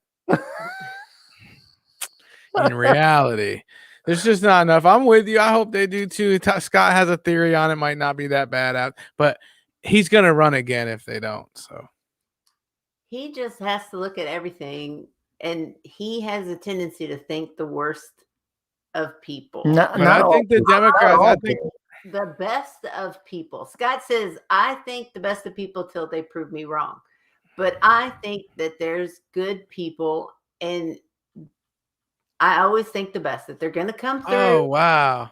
So you're like me and Frankie. So I describe it like this to Frankie. Frankie starts with a human being in front of her that she might not know with 100% respect. And then as they do things and she gets to know them, that percentage goes down until there's no respect left sometimes. I'm opposite. I start down here, and as I get to know them, I increase their percentage. So I think people do it a different way. So you guys are opposite? Nah, not on everything, but I tend to give everybody the benefit of the doubt. Well, Yeah. but see, the difference here is that Scott does not. No, well, that's not entirely true either. But we're talking about we're not just talking about normal everyday people. What we're talking about are Republican politicians who have shown time and time again that they have no backbone to stand up to this guy over and over and over and over again. And they've taken 2 votes about the constitutionality of this impeachment trial. And most of them are saying, the vast majority of them are saying, no, it's not constitutional, when it is constitutional, because they're trying to weasel out of having to vote for acquittal. It's all weasel stuff. And so they're basically, like I told Michelle, and I think it's earlier today, if somebody shows you who they are, believe them. And they have shown. So they acquitted him. They said they were going to acquit him before the last impeachment. They said they were going to acquit him without even listening to any evidence. I don't know why this would be any different. Well, it was a perfect phone call, though. Right. Well, that was probably it. It was perfect. I just had to say my say. I'm going back. All right. Good shout out. Hey, we're going to do a podcast soon, and we want you on. Beacon Tree. We're doing, I think next week we're going to talk about mental illness, and we wanted to talk about to the president of the Beacon Tree Foundation. Heck yeah. If we're still married, I'll You will be. At least make it to next Tuesday. File out paperwork on Wednesday. What time Tuesday? 8:00. 8:00. Okay. 8:00. I have an actual board meeting with Beacon Tree Tuesday at 6, I think. Oh, so you'll be fresh out the meeting. You can let us know what's going on. Yeah. All right. We'll see you then. Bye. Don't let him talk trash about me. Oh, never. I got your back. All right, now she's gone. Jesus Christ, no. I gotta start knocking that door. Yeah, the only thing I'll say, I don't want this podcast to be, it's a Trump bashing podcast. Seems to go that way sometimes, but I'm also a little disappointed. I'm a lot disappointed actually in the Democrats. It's like, I don't even think they should be doing this. I know you don't want them to run again, but fucking beat them. You know, like beat them. Don't put all your energy into this shit, man. Like, he's gone. All right, you know what my biggest issue with this is? Okay, I haven't even determined. I don't want anybody to assume that I've already assumed he's guilty of this. This is a tricky thing. A lot of the left-wing media is writing it up as if it's already a fact that he incited this. And I think there's a very good argument for that. But here's the reason why it has to happen regardless, is if it doesn't happen, it sets a precedent for any president, outgoing president, be Republican or Democrat, to burn it all down and have no accountability. right in December. I mean, in January, they can burn it all down. They can do whatever the hell they want, and there's no accountability. There has to be some accountability. So this trial has to happen, I think, for no other reason than that. There has to be a show that there is accountability for those actions, because otherwise you're saying you're pretty much above the law the last couple of weeks of your presidency. You know, and so no one is. That's Yeah. it's unconstitutional for anybody to be above the law. That's not a thing. especially it would be especially worse if it was at the end of an 8-year term, where who gives a fuck if I can run again now, right? Because I can't. Yeah, So you could even do even worse shit. So yeah. I get it, and I feel like I was talking like Jordan. He's not into politics. Like, he pays attention. He's woke. And he's like, I don't understand what's so hard. I saw the speech. He told him to march down the street. I was like, yeah, he did. And he told him to go to the Capitol and let them Republicans know that might not know, whatever he said. I watched it 100 times. Like, it's just gonna be hard in court to prove that he actually enticed you know. His lawyers would be like, if I was his lawyer, first of all, their whole defense today was that this isn't even legal. Like, they didn't even start defending him yet of what he actually said. And if you look at it, Scott, I mean, maybe he knows certain words to use, but I don't know if there's enough evidence to find him guilty of it. So the difference is that impeachment isn't a court of law. This isn't a legal. He has a legal team defending him. Well, I agree, and he should, because he can't defend himself. But that would be great. It's not subject to the same. There's my guy. There's my guy. There he is. Yes, hard to prove, especially when he specifically said peacefully and patriotically. Yeah. This my guy is supposed to come on the podcast. Where you at, Matt? Of course, we're about. Come on, I want to hear. 1 hour and 31 minutes in. Of course, maybe next week. But if you want to, you can jump in. Yeah, this will probably be a subject that'll be going on still next week. Yeah, for sure. There's my mom. Hi to my mom. But shout out to Matt Breener. Thanks for chiming in, man. I've been trying to get him on here. He's a good dude, man. He's very knowledgeable about a lot of stuff. He's into politics. I love to have him in. So me and Matt Breener and Jason Parks all worked together at one time. Oh, that's cool. Good times. But yeah, Matt, if you want to come on real quick, the link is at the bottom of the screen. It's also, I'll put it back in the comments over here. So you might be able to copy and paste it. Super easy. I don't know if you're at Jiu-Jitsu right now. Jiu-Jitsu. But I just put it in the comments. Hi, Mom. Thanks for coming out, Mommy. But yeah, I'm with Matt. I mean, I watched it 150 times. Like, I just can't see it. Like you said, I know it's not a court of law, but it's almost harder than a court of law, because like you said, you got Republicans that are just like, no matter what, they're not going to vote for it. So yeah, at least a handful. But regardless, the one thing about it not being a court of law is you don't have the same, you don't have the same burden of proof. It's not the same. It's a high crime or misdemeanor is subject to the Congress's interpretation of it. So, snarky anti-Trump comments are the reason why I likely not come on, and has always been the case at the end of presidential terms. I don't know what has been the case, but definitely there's been some anti-Trump comments and snarky anti-Trump comments. I will agree with him on that, but that's why you can come on and make snarky anti-Biden comments if it makes you feel better. And it has always been the case at the end of, I don't know that part. I don't get that part. I don't understand that either. I'm not, I don't know. I don't know what that means. Maybe all the snarky remarks, like Obama got it pretty bad towards the end. People were sick of that motherfucker too. Like, I've seen some shit, Yeah, they. I don't know. I don't know if I've ever seen anything like this Trump administration, though. Like Trump got it, It hasn't but been. plus social media is, even when I know Obama had Twitter, but let's He face didn't it, get social voted out. media wasn't social media like it is now. Right. And you have to give some of that to Trump because he was constantly on Twitter giving people to talk about the shit he said on Twitter. So it's like they're always like, oh, he was attacked more than anybody ever. Well, he also was like, putting shit out there to be attacked for. So I had exactly that argument this morning as well. It's like the press has always covered him negatively. I'm like, well, is it possible that it's because he gave them reason to? Maybe it's not really conspiracy, but maybe he gave them reason to.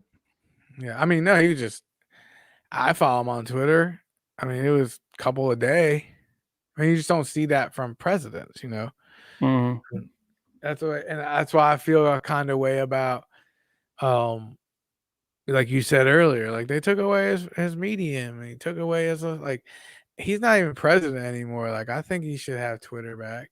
I see both sides because I think me and Matt actually had a conversation about this on Facebook where, of course, I think he said, "Oh, don't bring up the gay cake again," but like the private baker that didn't want to make the gay person's cake was cool because that's a private business. You can't make him do anything. Well, Twitter's a private business. Mm-hmm. But I think they took it away from him because he was being dangerous and he was in the presidency. He's not the president anymore. Shouldn't he be able to get on Twitter, Instagram, motherfucking TikTok or something? I think they should have taken away from him years ago. Yeah, I don't. I did kind of like that about and obviously it was real. I think there was a couple different accounts, but his real Twitter account, and then they had the POTUS and they had whatever. Mm-hmm. But like his real deal one is the only one and it is kind of cool. I mean, Twitter in general, but it was really kind of cool to see what the president was thinking at any moment throughout the day. Like he was live tweeting. Remember, there was a some kind of Senate hearing going on, maybe his own, and he was live tweeting it, talking shit about the people. I mean, see how much you're laughing? That's what I miss. Like Joe Biden ain't gonna live tweet during his fucking first. There's plenty of other things to laugh at. I don't need to laugh at the most powerful man in the fucking world. I do miss. There's so many funny things out there. I can find humor elsewhere. That'd be great. I do miss him though, man. I know it's weird, but I do. I get it. I get that some people do miss him. I don't know. Maybe I was a weirdo, but definitely during the whole COVID thing, I was. My wife said I was addicted. Like I watched it like a soap opera. It was great. Yeah, sometimes I fast forwarded to the comment and the question section. It's like I don't want to hear how many people died of COVID again, but I can't wait till the guy from CNN asks them a question. I just could not wait. I can't remember that dude's name, the Puerto Rican dude. Dems think that they have a slam dunk case. Oh shit. There he is. Someone's in the green room. That's Matt. There's my guy. There he is. What's up, man? Hey, what's going on, bro? Finally. What's up, dude? Yeah, I haven't seen you in fucking forever. And there's Mickey. Oh, Jim Acosta is his name. Yeah. Yeah. What's up, man? What you trying to talk about? What's up? Can't call it. Wanted to clarify a few things and also wanted to talk to you because our back and forth on Facebook just doesn't seem like a conversation we would have in person. Oh, so yeah, that's what always happens. You know. Well, you got punched? Jiu-jitsu? No. Oh, it's like after I had the old COVIDs. And oh, you did? Yeah, recovered. You knew that. Yeah, I made it. You made it. How bad was it? The worst of it. It was. I had pretty much every symptom. It was very unenjoyable. Not like fun. Body aches and everything, flu-like symptoms. All that stuff for like 2 weeks. And the taste? Still probably 40%. My smell is completely gone. Is it real? Is it real though? Like, I mean, not real. Like, the taste thing. Like, you can't taste certain things, or like nothing. And I can tell there's, say, for example, vinegar. You can taste the salty, the sweet, and like I said, the taste is coming back. The smell's completely gone. I couldn't smell gasoline, Wow. like dog crap, nothing. Like, That's not because you're stuffy, because you're No, stuffy no. right now, but just because Yeah, your just senses don't work. The congestion actually kind of everything for wasn't 3 there the whole time. I didn't have a lot of the congestion, runny nose, no sore throat, mild chest pain and shortness of breath, but the congestion came afterwards. Like after it went away, I'm like, okay, I'm better. Then the little head cold set in. What do you got, the Rogan background back there? Yeah, like The old- that. I the bought the old studio. He went to Austin. I moved to LA. Doing well. Um, Podcast is doing well, huh? Did you go like doctor? Like there was not. They don't do much, right?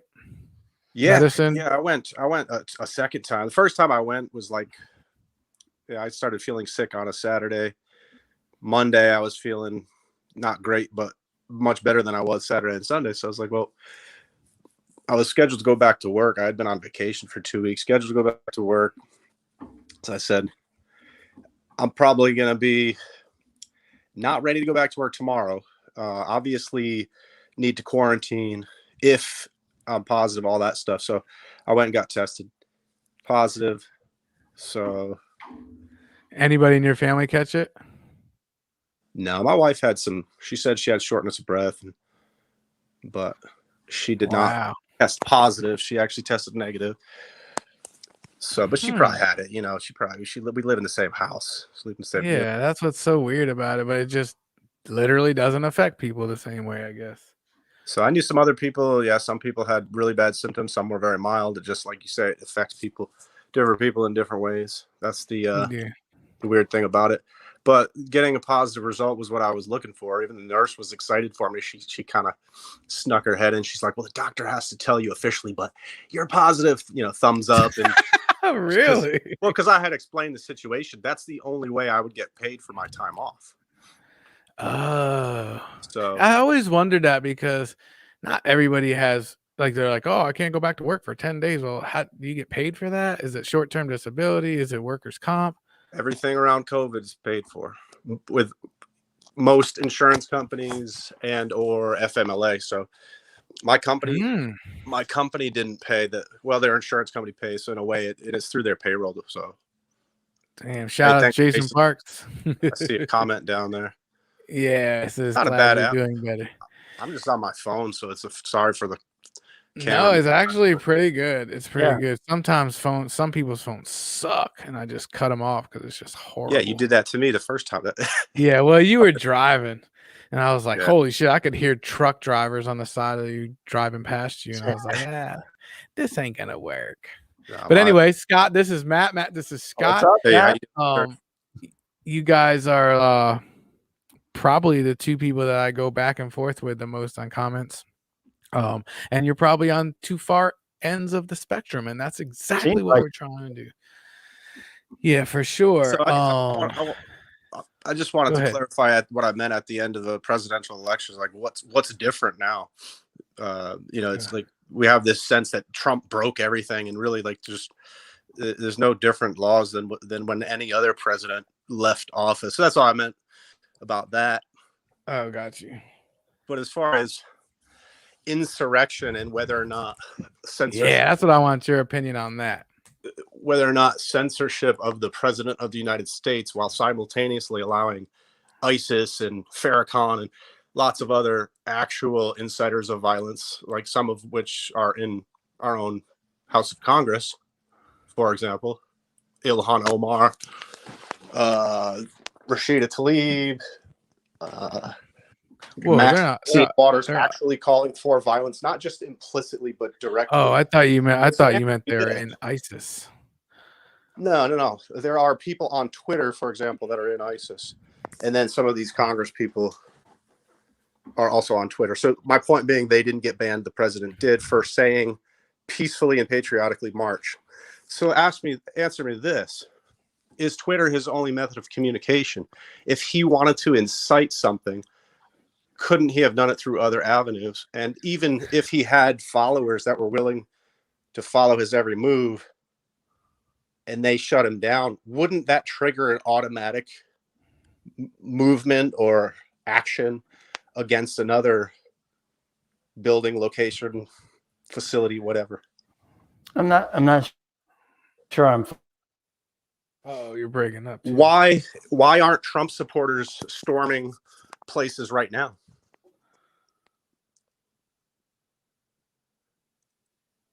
I don't know if he. Can you hear me? Yeah, I did. Oh, I can't hear him. I'm All right, missing him. can you hear me now? There you go. All right. Yeah, go ahead. That's a question for them, but he's not telling them to either. And he didn't tell them to go into the Capitol building either. Oh, but he directed them there. There isn't. Listen, you realize that was planned for weeks in advance. Yeah, and he planned that, and he told the And big is there lie for anything- months. He told the big lie for months, and he set it up well before that, for months and months before that the election would be stolen. So all Trump of this didn't leads set up the to organization. listen. It's not for me Yeah. it's not for me to say I don't have all of the evidence. What I'm saying is because see, here's Trump's issue. Trump has been very good his entire life at implying without being explicit. And that doesn't mean that he's not guilty because he said peacefully and whatever it was, Patriotically. patriotically. That doesn't necessarily, because he said that, there's wink and nod in most everything he says. Oh, and dog whistles. I'm so tired of hearing about dog whistles because it's the left that uses these hidden signals in your face, actual dog signals. So if you can't point to a time where he said, so direct- he has to be I'm explicit. inciting violence, He has to be explicit. the opposite. He has Yeah, to be that's what I was saying earlier. I watched it probably 25 to 100 times, somewhere in between there. And if I was a lawyer, there's no way I could say. He did say march down to the Capitol and let the Republicans know. And some of those Republicans are good, but we got to let the other ones know, blah, blah, blah. And Mike Pence saying, he did say that. Not wrong. He did say that. But that's exactly. That's not saying go to the Capitol, storm in there, take people by hostage. So that's the real question is can you incite without being explicit?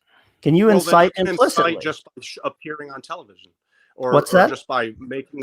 I mean, you then could stretch that to project incitement on all kinds of things that are said. So right, and without what you're saying that you can't unless it's explicit. Unless it's explicit, right. It's not so incitement. Why aren't we talking about the explicit? Why are we not talking about the explicit calls for violence from other people? Because this is the thing that we're talking about. It's the impeachment. This is what we're talking about. Did he explicitly or implicitly incite violence? Does he have to explicitly say, go down there, march down to the Capitol? God, we keep breaking losing up. his mic. Yeah, we keep losing his mic tonight for some But reason. the answer is yes. I know the question, and the answer is yes. It would have to be very explicit. Whether you're the president, you're a homeless person, a congressperson, or the last president who possibly could be, by that standard, impeached for inciting 5 police officers getting shot at a Black Lives Matter protest down south. What was it, Louisiana? By that standard. So it's a very dangerous precedent. It's a stretch on a stretch. And I think it can only be proven if you want it to be proven because you have emotional hatred in your heart. And I didn't Why does it have to be explicit? Why does it have to be explicit? Legal standard. This is not a legal trial. This is a political it's not. So it's just do we hate Trump or not? Then just convict him. No. There's a different standard. There's a different standard of proof. There's a different standard of proof. And that doesn't mean that he didn't do it just because there's a different standard of proof. That's not the same thing. It doesn't mean, we're doing this because we don't like I don't even know if it's a standard of proof. I don't think there's proof. And I Well, do think it's a But go waste ahead. of time. And the Martyrize him. Democrats, No. they're Make him a martyr. they're doing it because they don't want him to run again. He's already out of office. There's no other reason to do it. I know what you said earlier, Scott. He sets a precedent. It's like he just said they could have did the same thing. You can't have a president being reckless in the month of January and not have no. But there's no evidence that he made those people do that. Well, then if there's no evidence, then he'll be acquitted, and that's fine. Right. But if there is enough evidence to have a trial, then he should have a trial because he committed this infraction while he was president. Don't give me the stuff about go back and impeach Obama because he's already out of office. This infraction would have been committed while he was in office, and frankly, they could have had the trial while he was still in office, except that Nancy Senate- Pelosi took 28 days. Mr. to McConnell fucking was put not going to paperwork have in. that. I mean, Right? I haven't been following the impeachment too much. It's kind of like a gun control law. I don't care. I don't need to appeal it, argue about it, debate it because it's null and void. But go ahead, impeach him. That'll be fun. He'll be a martyr. They're probably It not going won't. to run him in 2024 anyways. That would be too risky. It's whatever. He won't. He it's they won't. irrelevant. They can't impeach him.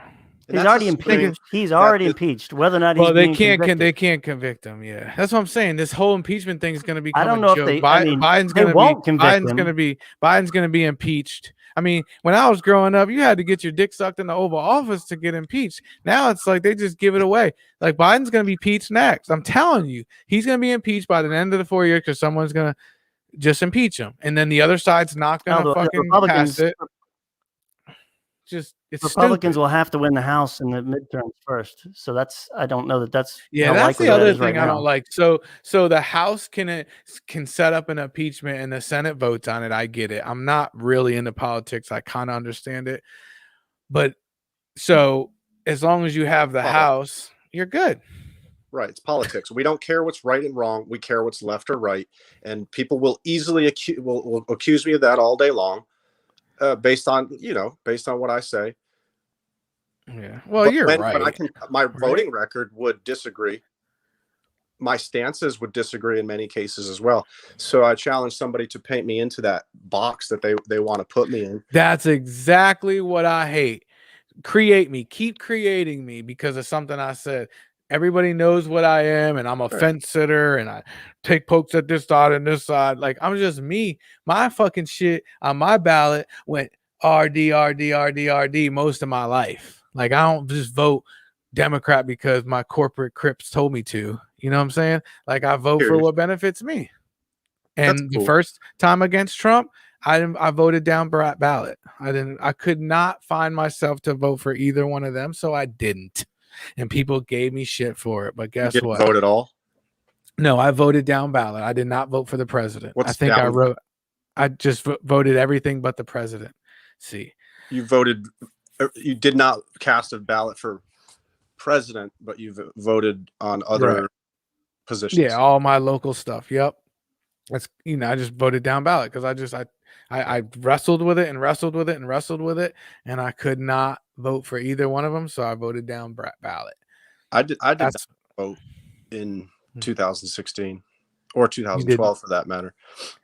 you did Uh, not. You said, I did not. damn. Trump's victory restored my faith in the Electoral College. To put it bluntly. Yeah, we had a whole other podcast on that. I get it. I understand he it. I earned- do he think earned it's my vote. archaic. I think it's archaic.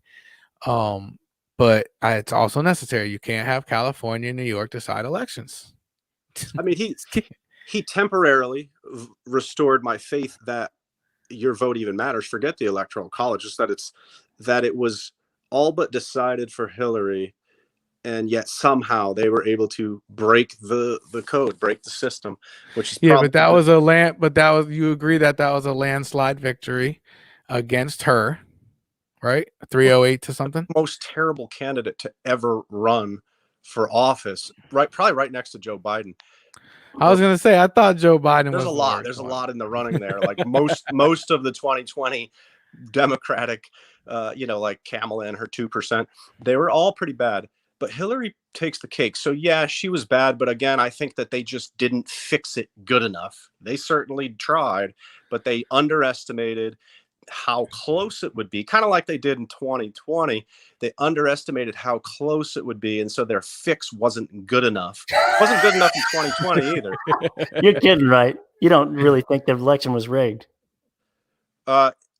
This is something that, if you look just at media portrayal, just the media's coverage, including social media, if you want to call that fraud, which I would, absolutely. So, but not with the vote counting. I don't know. I see a lot of abnormalities. Until a court of law proves it, I'm not going to sit here and say what I think. Yeah. All right. So regarding, let's go back to the social media. You think that the social media was slanted in favor of the left? Very much so.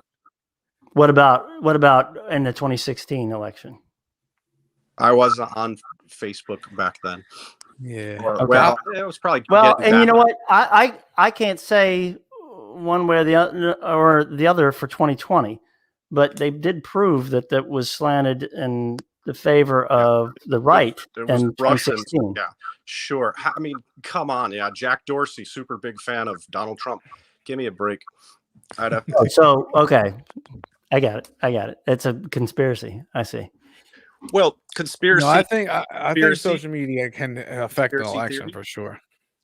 That's the quick go-to, right? When you don't Well, have let an answer, me ask you this. Well, what about slander your opponent.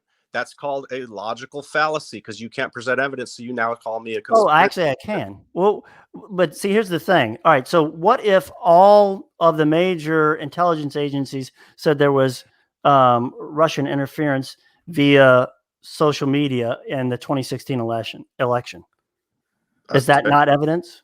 No, it's not. No, because that's the conspiracy, right? That they were in on it. That they're Yeah. saying that there was interference, but there really wasn't. Is that what you're saying? Sure that there's been air quotes interference from Russians and 25 plus other countries for decades and decades of Americans' voting systems.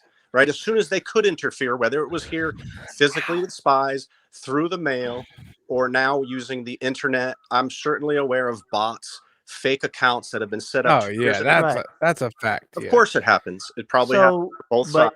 So But you it wasn't you think that it was interference? It wasn't in widespread. It wasn't. Even if the intelligence agency said it was. You'd have to ask me how Why much wouldn't you faith believe I the have in our intelligence agency. Intelligence agencies.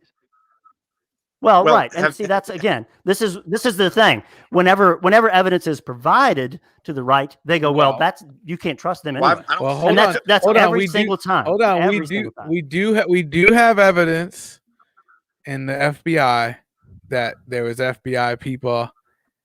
I think they're having an affair with each other. That have evidence that they definitely hated that's Trump. the whole and other didn't Russia wanna- thing. But I'm just saying. But that is true, right? And we have Yeah. evidence that Hillary colluded with the Russians and probably the Ukrainians. We have Well, evidence Joe Biden's I- quid pro quo. I think. Well, let's before we go to other things, let's settle this. I don't feel like this is settled yet. I know You're what. saying that the evidence that the intelligence agencies, multiple intelligence agencies, have that Russia interfered in the election via social media is not accurate. They and what? So which first of all, which report are you talking about? Because the only one I know about mentioned something like 112 accounts, meaning not widespread. A great phrase. So hold on. Yeah, Let me but are see. they? I'm looking stuff up right hold now. on, hold Let's on. see. But I think they said Go that there ahead, was because I'm gonna interference. take a shower. I'm not going to be on here looking No, at links listen. back and forth. And I'm running away from the evidence. Yeah. That's not why I came. No. What I'm saying is, I want to go back to where. Well, I mean, do I really think- thought this was established years ago. Frankly, I didn't know that I'd have to be relitigating this from 4 years ago, 5 years ago. Now, I mean, honestly, I really Yeah, but thought listen, that there were some people who might. It's a play on words, man. They said that there was election interference in the 2016 election. I don't think they ever said it was for or against anyone. Look, any media that stands in front of a burning down building and saying that this protest is mostly peaceful is not credible, since there's certainly connection between what the media says and what the intelligence agencies will allow them to say. Clearly, I don't believe them. What? Which one? Wait a minute. And I swear I watch both sides.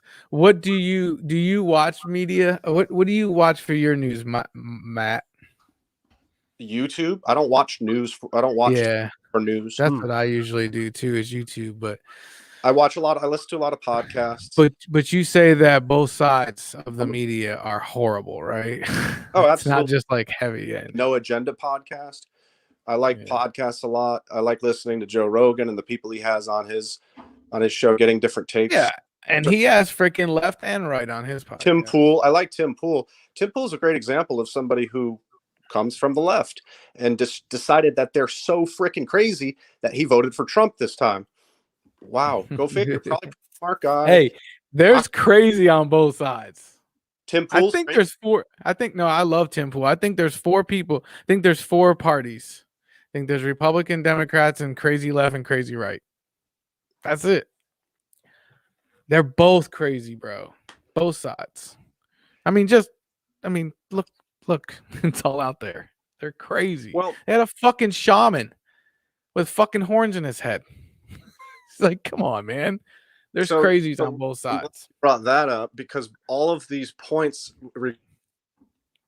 regarding the insurrection, they seem to like to make that boo-boo a couple times. I like that too. I'm gonna steal that Cuomo, one. the other, the CNN anchor there, I think they have something on their mind.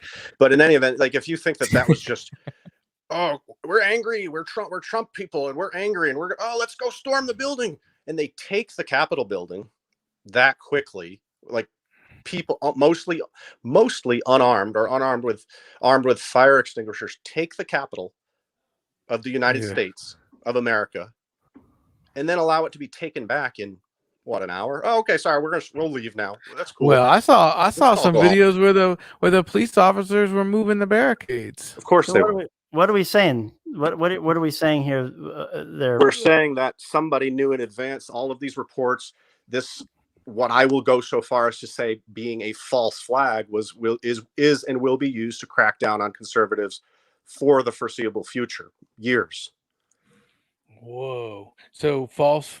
You're saying it was a fault? The whole thing was a false. It started flag? as a false flag. There were certainly provocateurs that Yeah. started it, and I'm sure that there's a lot of legitimate people who are like, "Oh, the doors are open, let's go!" Yeah. Oh yeah, definitely. I told people that 2 podcasts ago. I'm like, I think like a herd mentality kind of thing. Like, fucking, we're partying, man. Absolutely. We're going streaking in the yard. But there Alex was definitely Jones was trying to hold some people people- back. Alex Jones was trying to hold Alex people Jones. back, and we're to believe that the average Trump supporter just with the organized Black Hawk and helicopters. because Trump told us to, we're going to go in this building. It's absolutely ridiculous. There's some video. There are So some wait, videos. well, what about there so are like some the- videos that said that they were there because Yeah, Trump I told mean, them to. But again, Well, there's a lot of them crazies on were both sides. Legitimately, a lot of them were legitimately, but the horned guy and the BLM guy, the organizer guy, What BLM they're guy? provocateurs. The guy sitting in the desk. The black dude. I think he I don't know what his name's out there. I have friends who save all these files so that they can pull them up at a moment's notice, and like, I don't care. Yeah. I'm done trying to I don't convince- know what black dude. I haven't seen one, but Well, he's Or- There was a couple nothing black about any folk there.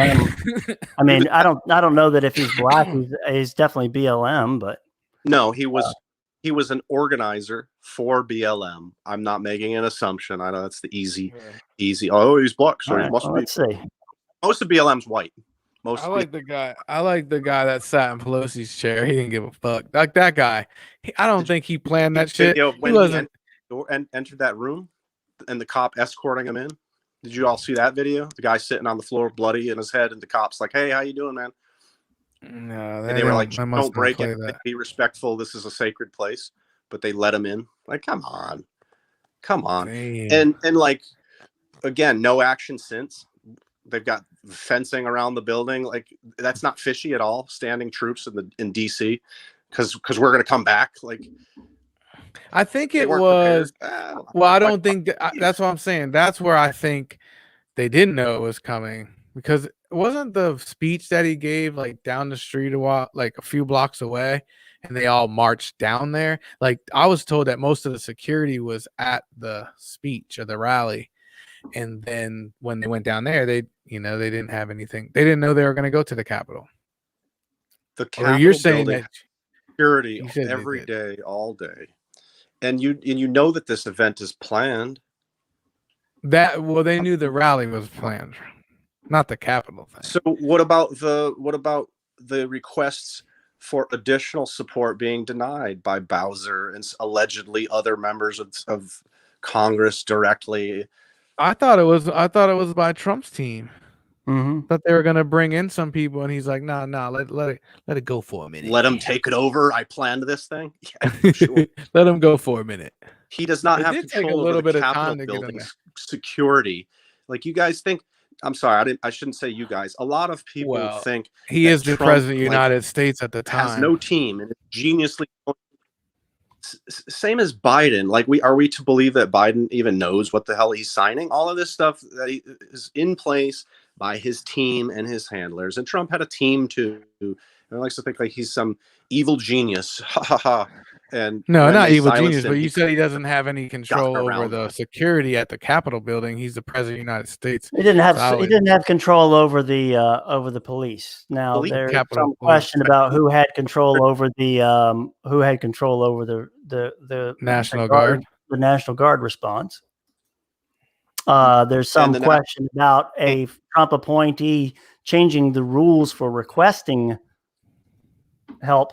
kind of like Just Philadelphia by- changing the voting rules last minute, which was found to be illegal and will come out. Wait a minute. Whoa, People whoa, will whoa. go to Hold on. jail. One subject at a time. One subject at a time. It's not how I do it. It's not how I do it. What about? right. Well, No, I'm just having fun. I'm sorry. That's moving the goalposts, right? You know, No, it's called whataboutism.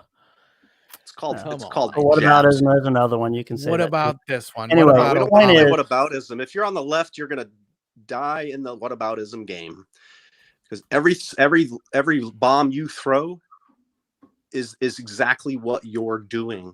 Racism. Y'all are the racists. Y'all are the ones who put people in chains for hundreds of years. You know what? I was wrong.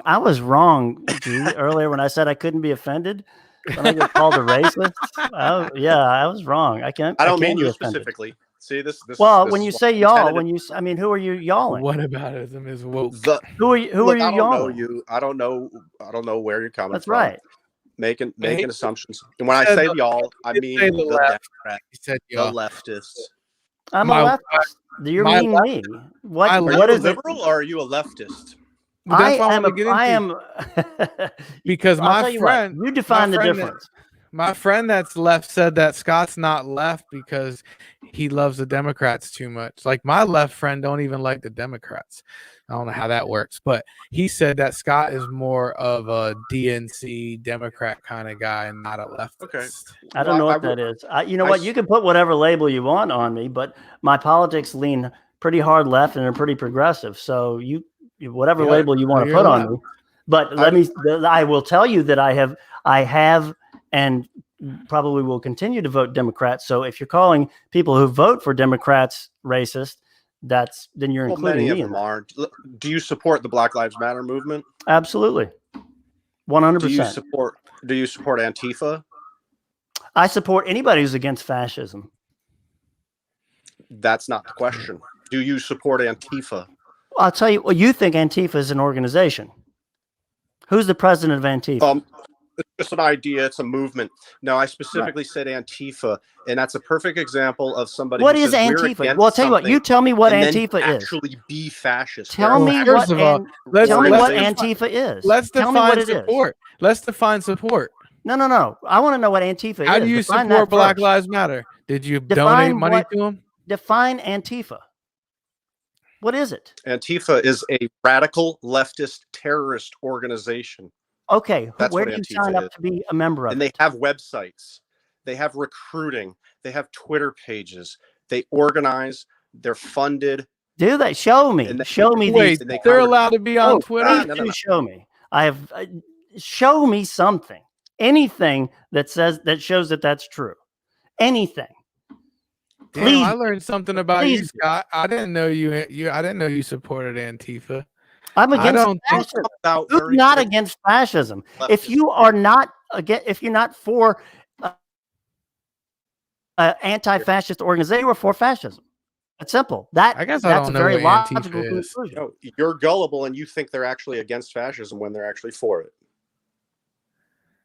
Oh, really? And you supported Trump and don't think you're a fascist? For fuck's sake!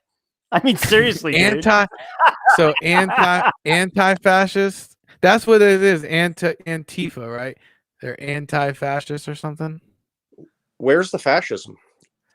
Where's all? Show me, point it out. I'll fight it with you because I'm certainly against fascism, right? But Antifa's not it. Antifa's a violent, criminal, terrorist organization who hits old people over the head with bike locks. That's what they are. Oh, wow. And Trumpers are breaking into the Capitol. So, I mean, you tell me who's violent.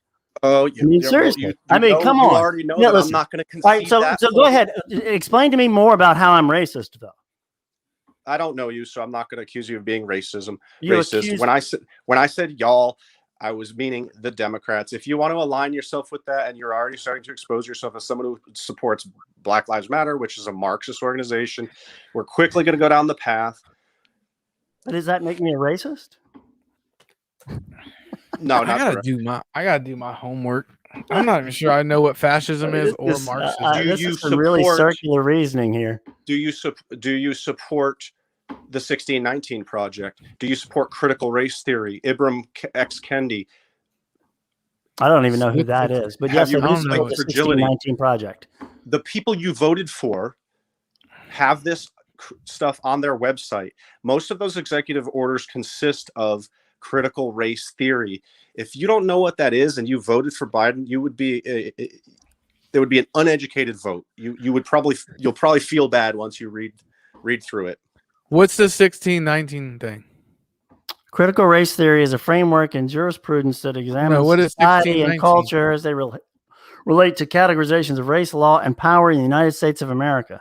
It's racist. It's It intersectionality. began as a movement in Damn, I American gotta law look at it. schools in the mid to late 1880s as a reworking of critical legal theory on race issues. Blah, blah, blah, blah, Postmodernist, blah. Marxist. Let's see. He's breaking up. This It is crazy that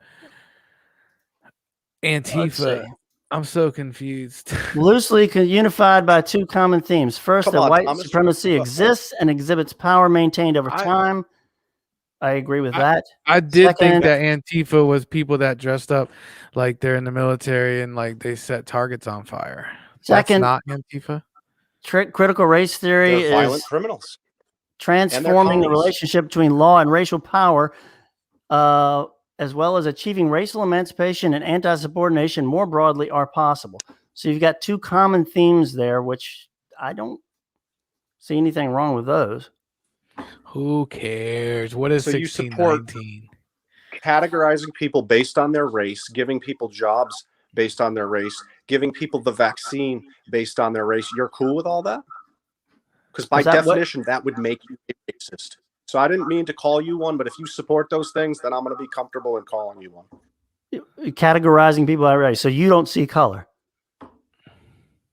Actually, Thomas and I, and probably you, were raised in an era where being colorblind was what they told us to be in school. To be Yeah, So I'm you not colorblind. don't colorblind. so you don't see color. Of course, I see color. I'm not colorblind. I have. So like, you don't physically, classify people by race the then? spectrums of How light. do you do that without classifying people by race? How do you see color without classifying them by race?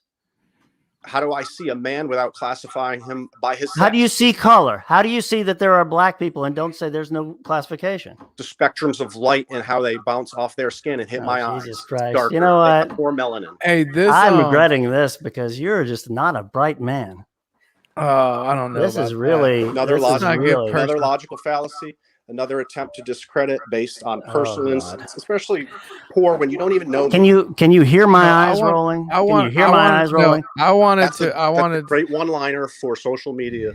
Let me touch back real quick because this is interesting. Scott, he just said that if you get jobs by race and you go to school by race and the vaccine by race, that he has a point there. That's That racist. would Does be Okay. that. Well, that would be using race, right? Hold on a second. Hold on. Go ahead. Say Circle again? back. Like that would be. I don't know. it's hard to Is it say racist? racist. Like we said earlier, if I make a joke about a black guy, am I a racist, or did I just say a racist So joke? you're saying that it's racist to give somebody a leg up who has been pushed down for 400 years for their race. Nobody Or has that, either that, or you think that everybody is on a level playing field right now. absolutely. I don't know what your income is or your background, so I can't say that I'm on a level playing field with you or Thomas. Do you think everybody starts on a level playing field? Absolutely not. That's No, silly. hell no. I So, don't. all right, Never so will. you- Never in let me- history and never in the future. So However, you nobody's don't been think alive for you don't 400 think years. that? So they Well, couldn't hold be on. oppressed You don't for think 400 that? years. What's that?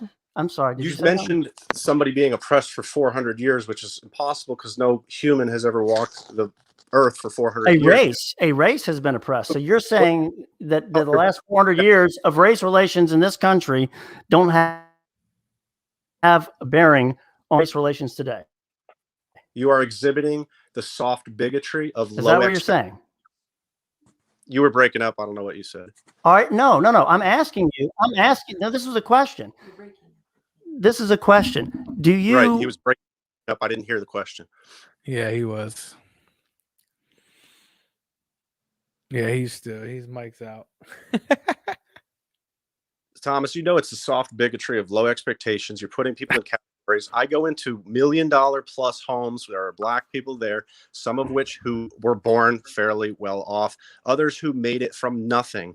Okay, so it's going to be a hard sell for me when I'm for a living. You ain't gotta tell me I'm from. You think that I everybody started in the has? hood. You're saying that black people have an equal opportunity across the board to be as successful as white people in this country? No. Why are you saying all black people and all white people? I asked a question. Individual black person. An individual black person. Ask a question. Do you think that on the whole, black people have the same opportunities as white people, equal opportunities as white people in this country? All other things being equal? What do you mean all other things? I'm asking you. This is a simple born question. in the same city with the same income. Their dads work at the same factory. They Well, go to yeah, the same that. But school. you're talking about the same income. But we're all right. Yes, let's talk about. Let's talk about because that matters, obviously. Oh, Jesus Christ! So what you so wait a minute. But so here's the thing. Let me ask you. Here's a simple question. Here's a simple question. Frozen? Am I stressing out? No, it's just his mic's been fucking up today. We can't hear you, Scott. He's going in and out for some reason. But what I'm saying is it depends on the situation. Because I come from a bad neighborhood, and there's a lot more successful people that came out of that neighborhood because they may have played basketball in college, and now there might be or may not be in the NBA or the NFL. So they may or not be white, they may or not be black. But when you paint they're 100% black. Is what I'm saying. And they're doing better than you. Neighborhood. Oh yeah, way better. Well, how is that possible? Because they had better opportunities to go to college. Because they were good at dribbling a basketball or shooting a football. Let me ask you a question. Why don't black people in this country, on average, have the same accumulated wealth as white people? They have the same opportunities, right? I'm not going to go anywhere near something like that without having piles and piles of research, personal stories, and data and statistics. And so, but if you you don't think that's necessarily true by just going back to the 1930s through the 1960s and the Civil Rights Act, when Democrats were destroying. Don't give me that. Listen. You're moving the goal. You're not really answering the question. Do you not believe that premise that black people do not have the same accumulated wealth as white people on average? I would suspect that to be true based on evidence. Okay, so why is that the case? Why do black people on average have 1/10 the wealth of white people? Well, I think you would have to go pretty far back in history to take a look at some of those things, because accumulated wealth has a lot to do. Same reason that women don't as much as men. Hold on. Let me finish. I want to finish this. I want to hear the rest of this. Go ahead. I mean, accumulated wealth, then you might be correct. I'm sorry. Say that part again. You talked over him, G. I didn't. You have to go pretty far back in history. And what else? I did not hear it. I'm sorry. I see what you are trying to do, and I'm not falling into the trap. It's not a trap. It's a blanket, fact. all Do they black. have? Why is it that they have not accumulated as much money? It matters not to the conversation as long as one black person can make it out of a poor situation, or one black person is not born poor, right? So it blows the argument out the window because I'm an individualist and I want to look at the personal responsibility Yeah. of So people. right. Yeah, Well, duh, that's- like that's- most. So what do you think about The guy applying. See, yeah, of course. It's a. The, hold I on. love your bootstraps So- theory. That's bootstraps So is great. is that I really, I'm all about So- bootstraps. How quickly did this conversation get to racism? look right? affirmative? When you called me a racist, that's how it got to racism. All you- That's how it Affirm- got to that. So is when you fir- called is- me a racist. So I think no. what you guys are talking about is affirmative. So you're saying affirmative action is reverse racism, Matt, right? such thing as reverse racism. It's only racism. So if you believe in critical race theory, you also believe that it's impossible for a black person to be racist and impossible for a white person to not be racist, because those things are written down.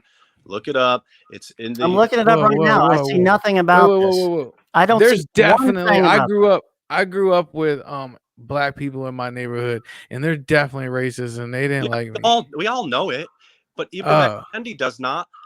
Robin DiAngelo does not, and these are the people that are the authors of the books that are being put in your universities and your high schools, and being pushed by the people pushing critical race theory up to the White House. Critical. I got a lot of reading to do. Yeah, I'm reading about it right now as we speak. Critical I'm not seeing race anything theory. that says that all white people are racist. I mean, probably didn't see the founder of Black Lives Matter claiming that she's a trained Marxist either, right? A viral I didn't video see it. that I wasn't no really leftist looking for it. has But you know what? You know how to reach out. I mean, by all means, show Give me me the your part where it address. says that all white people are racist. Show me the part where it says black people are. Well, I don't forget what you said about them. I'll But find I out. mean, Just give me his email address. I'll send him stuff over the course of the next several days. yeah, It's All I mean, right. cool. that'd be great. That'd be awesome. send I it will look to forward to that. 2020@gmail.com. Anyways, yeah, that went a little crazy, but I'm sorry. This is why I didn't- one thing you just said, Matt. You said there's no such thing as reverse racism, right? Right. How do you have the reversal of something with a very linear definition? So it's I know what you mean by it, and I'm not getting on you. Yeah. I'm just saying I think language is very important, and so reverse racism somehow says that it's different, but it's not. So let's raise you. So I guess will that's my agree with question. you there. You I will believe agree with that you there. you believe that Reverse racism. Sorry. No, I'm you sorry. believe. Hold on. You believe that you would believe that affirmative action is racist because it's giving people an advantage based on their race. Right. It is racist. Same as reparations. It's revenge culture. Do you support reparations, either of you? Yes, absolutely. So then I would contend that you have some racist tendencies. Yeah, I mean that makes me racist to want to give, or does it make me racist against white people? Is that what you're contending?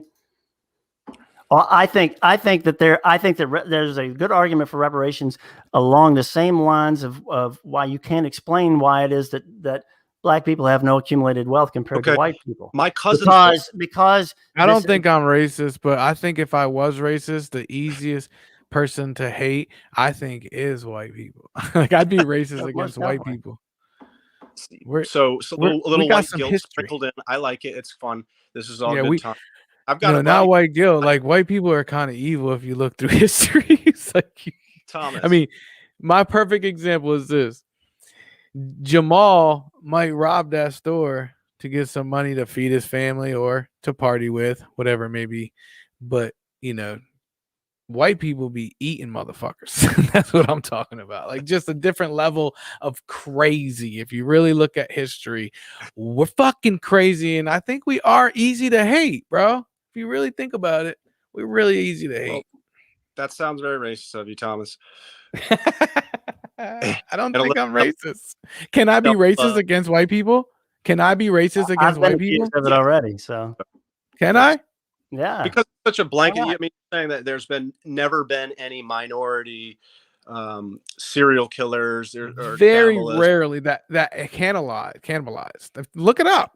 That's fact. Yeah. I mean, Yeah, we're just a little trends. crazy.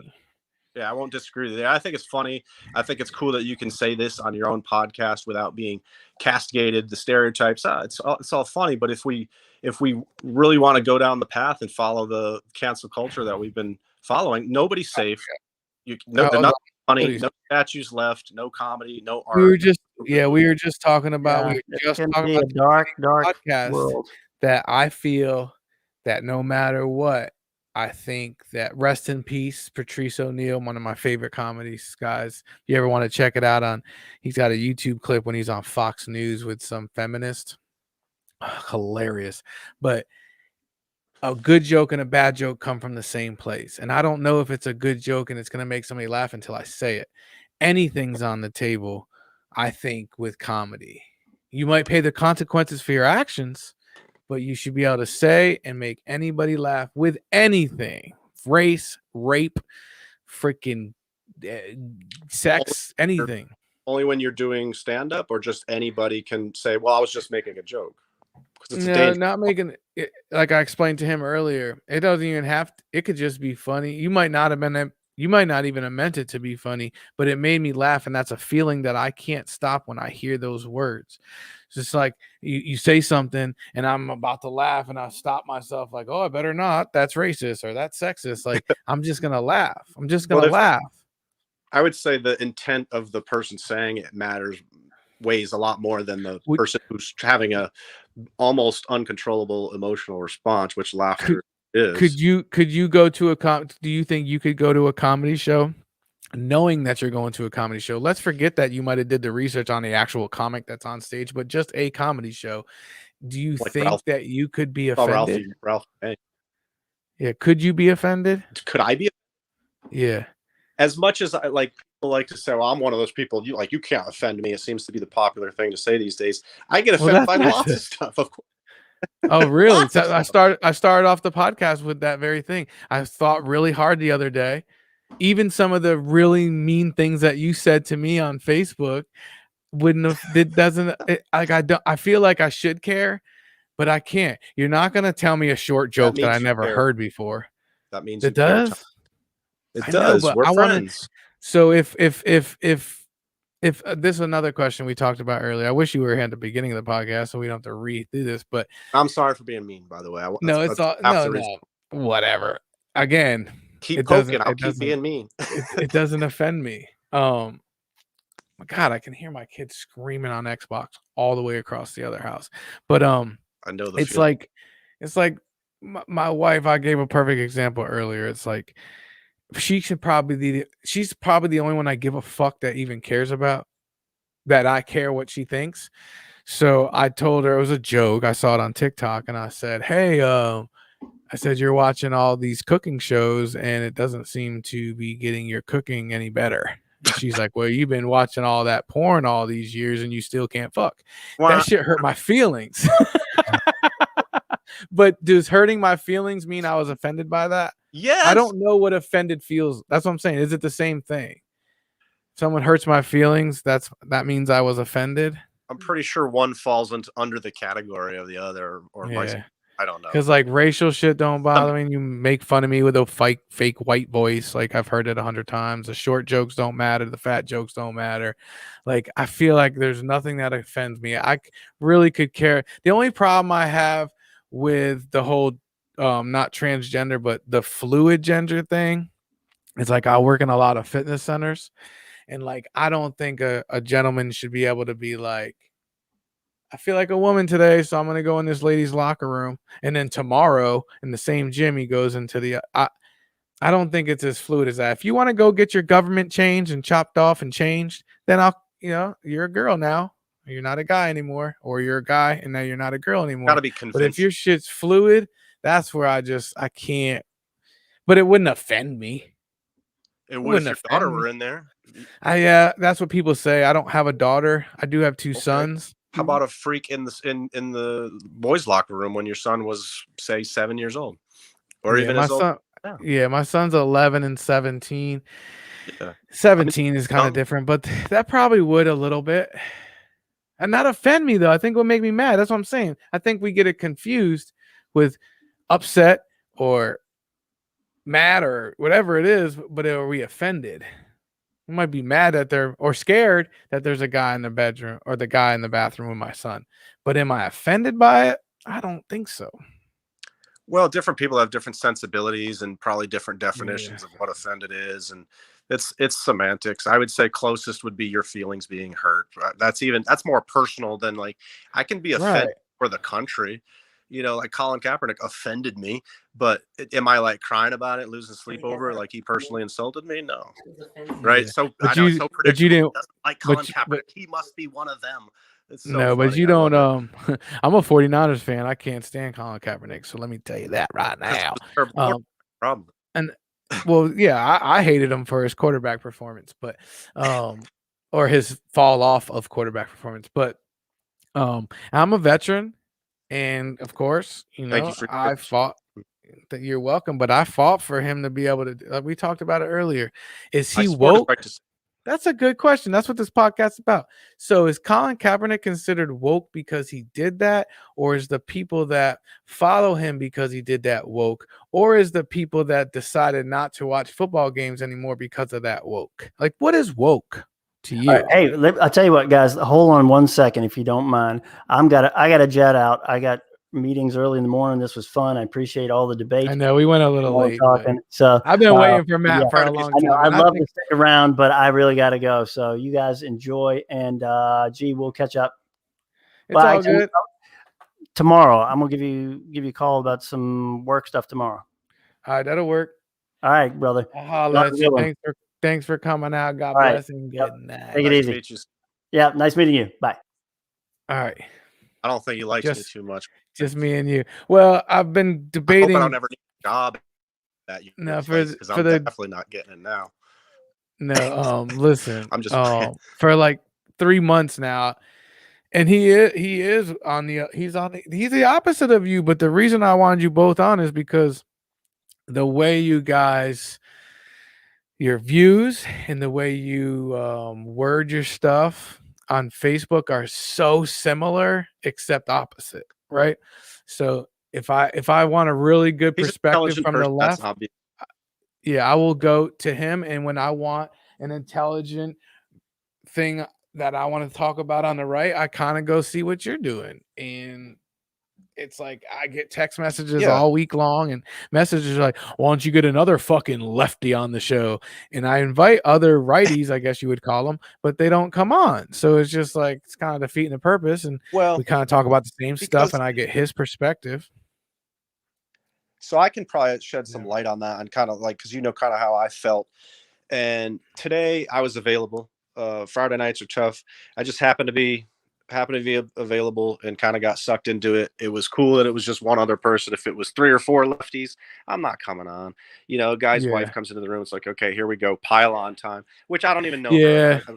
It's Yeah, I may don't be want unfair that for to me to happen say either. that, but Yeah, that's not what we're and looking I'm for less. there.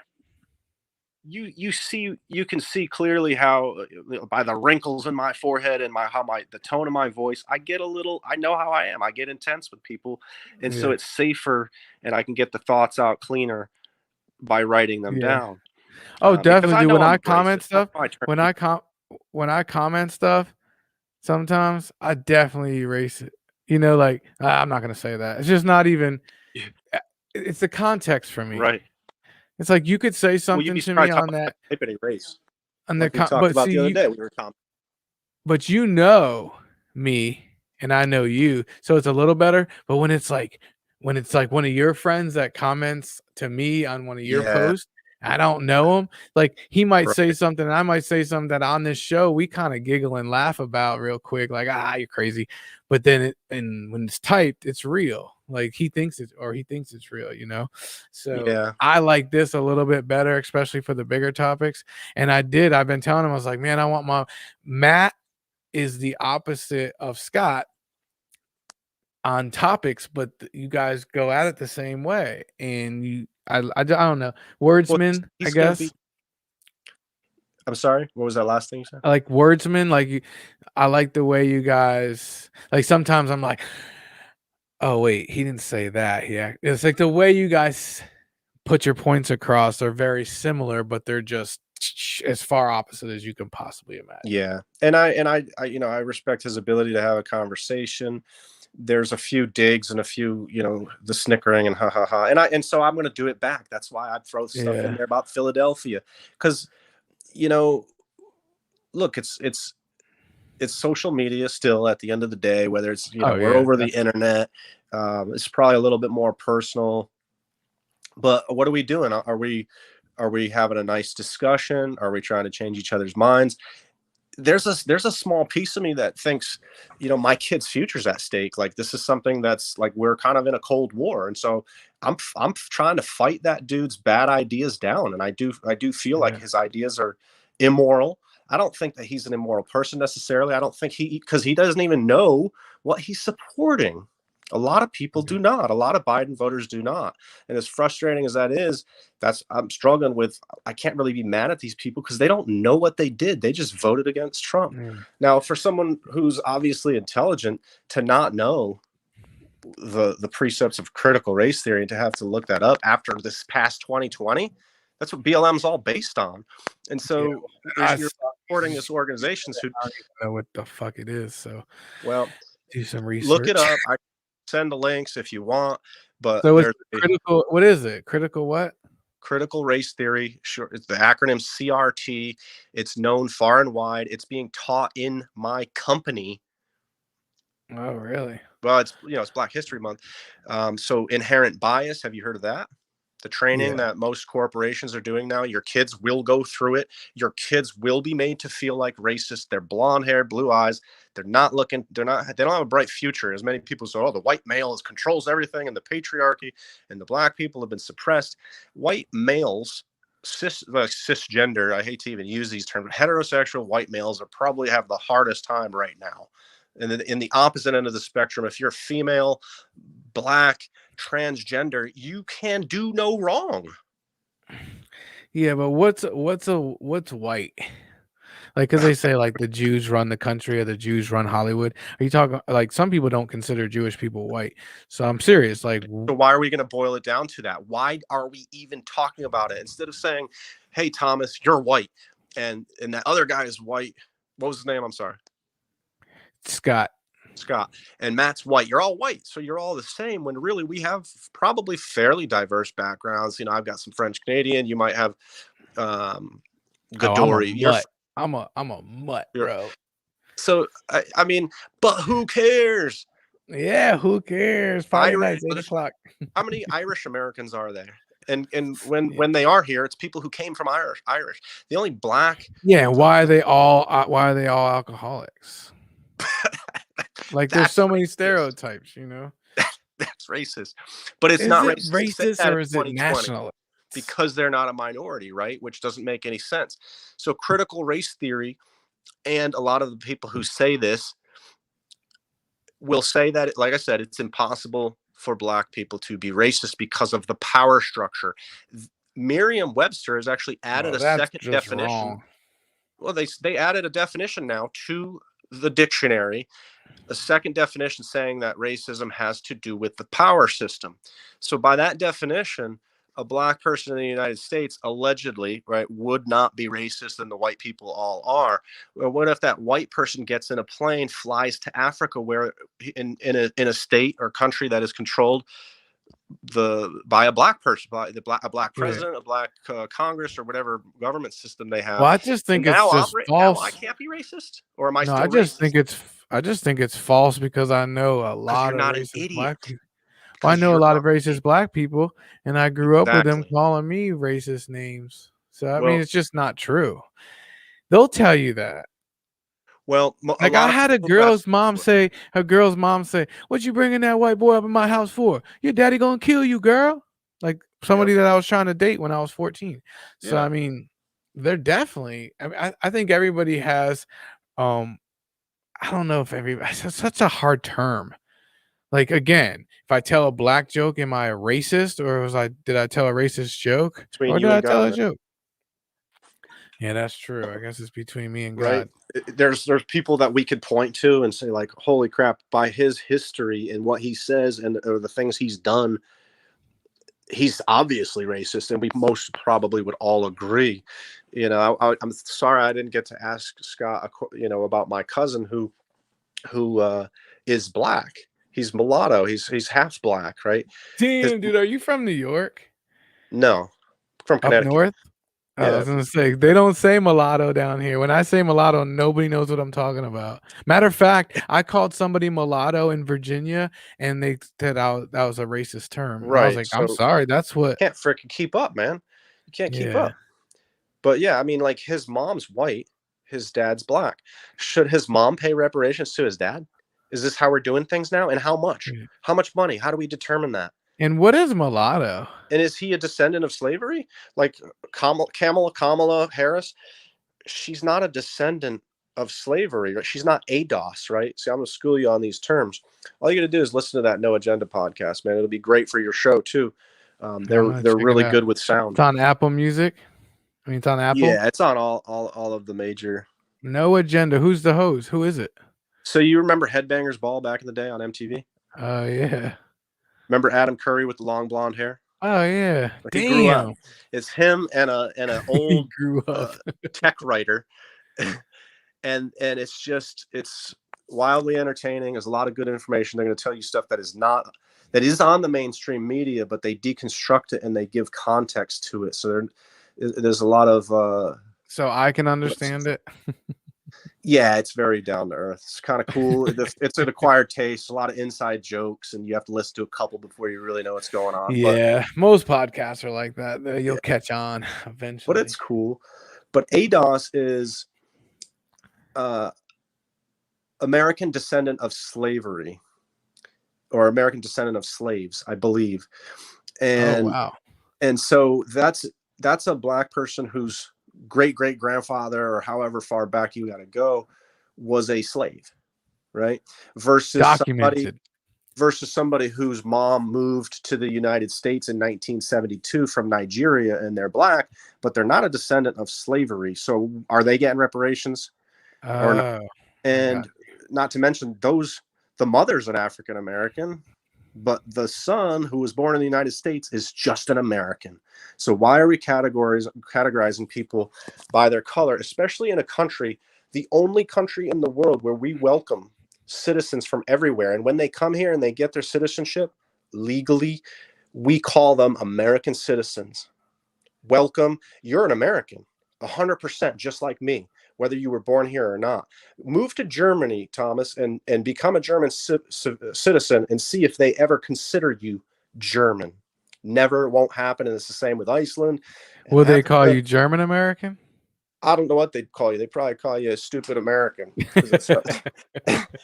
Depending on if you support Trump or not. See, that's become the litmus test. And how boring is that, right? Because of what? Because he's racist and misogynist. But like, I'll say, well, how did he do that? Just like I'll say, how did he incite the riots?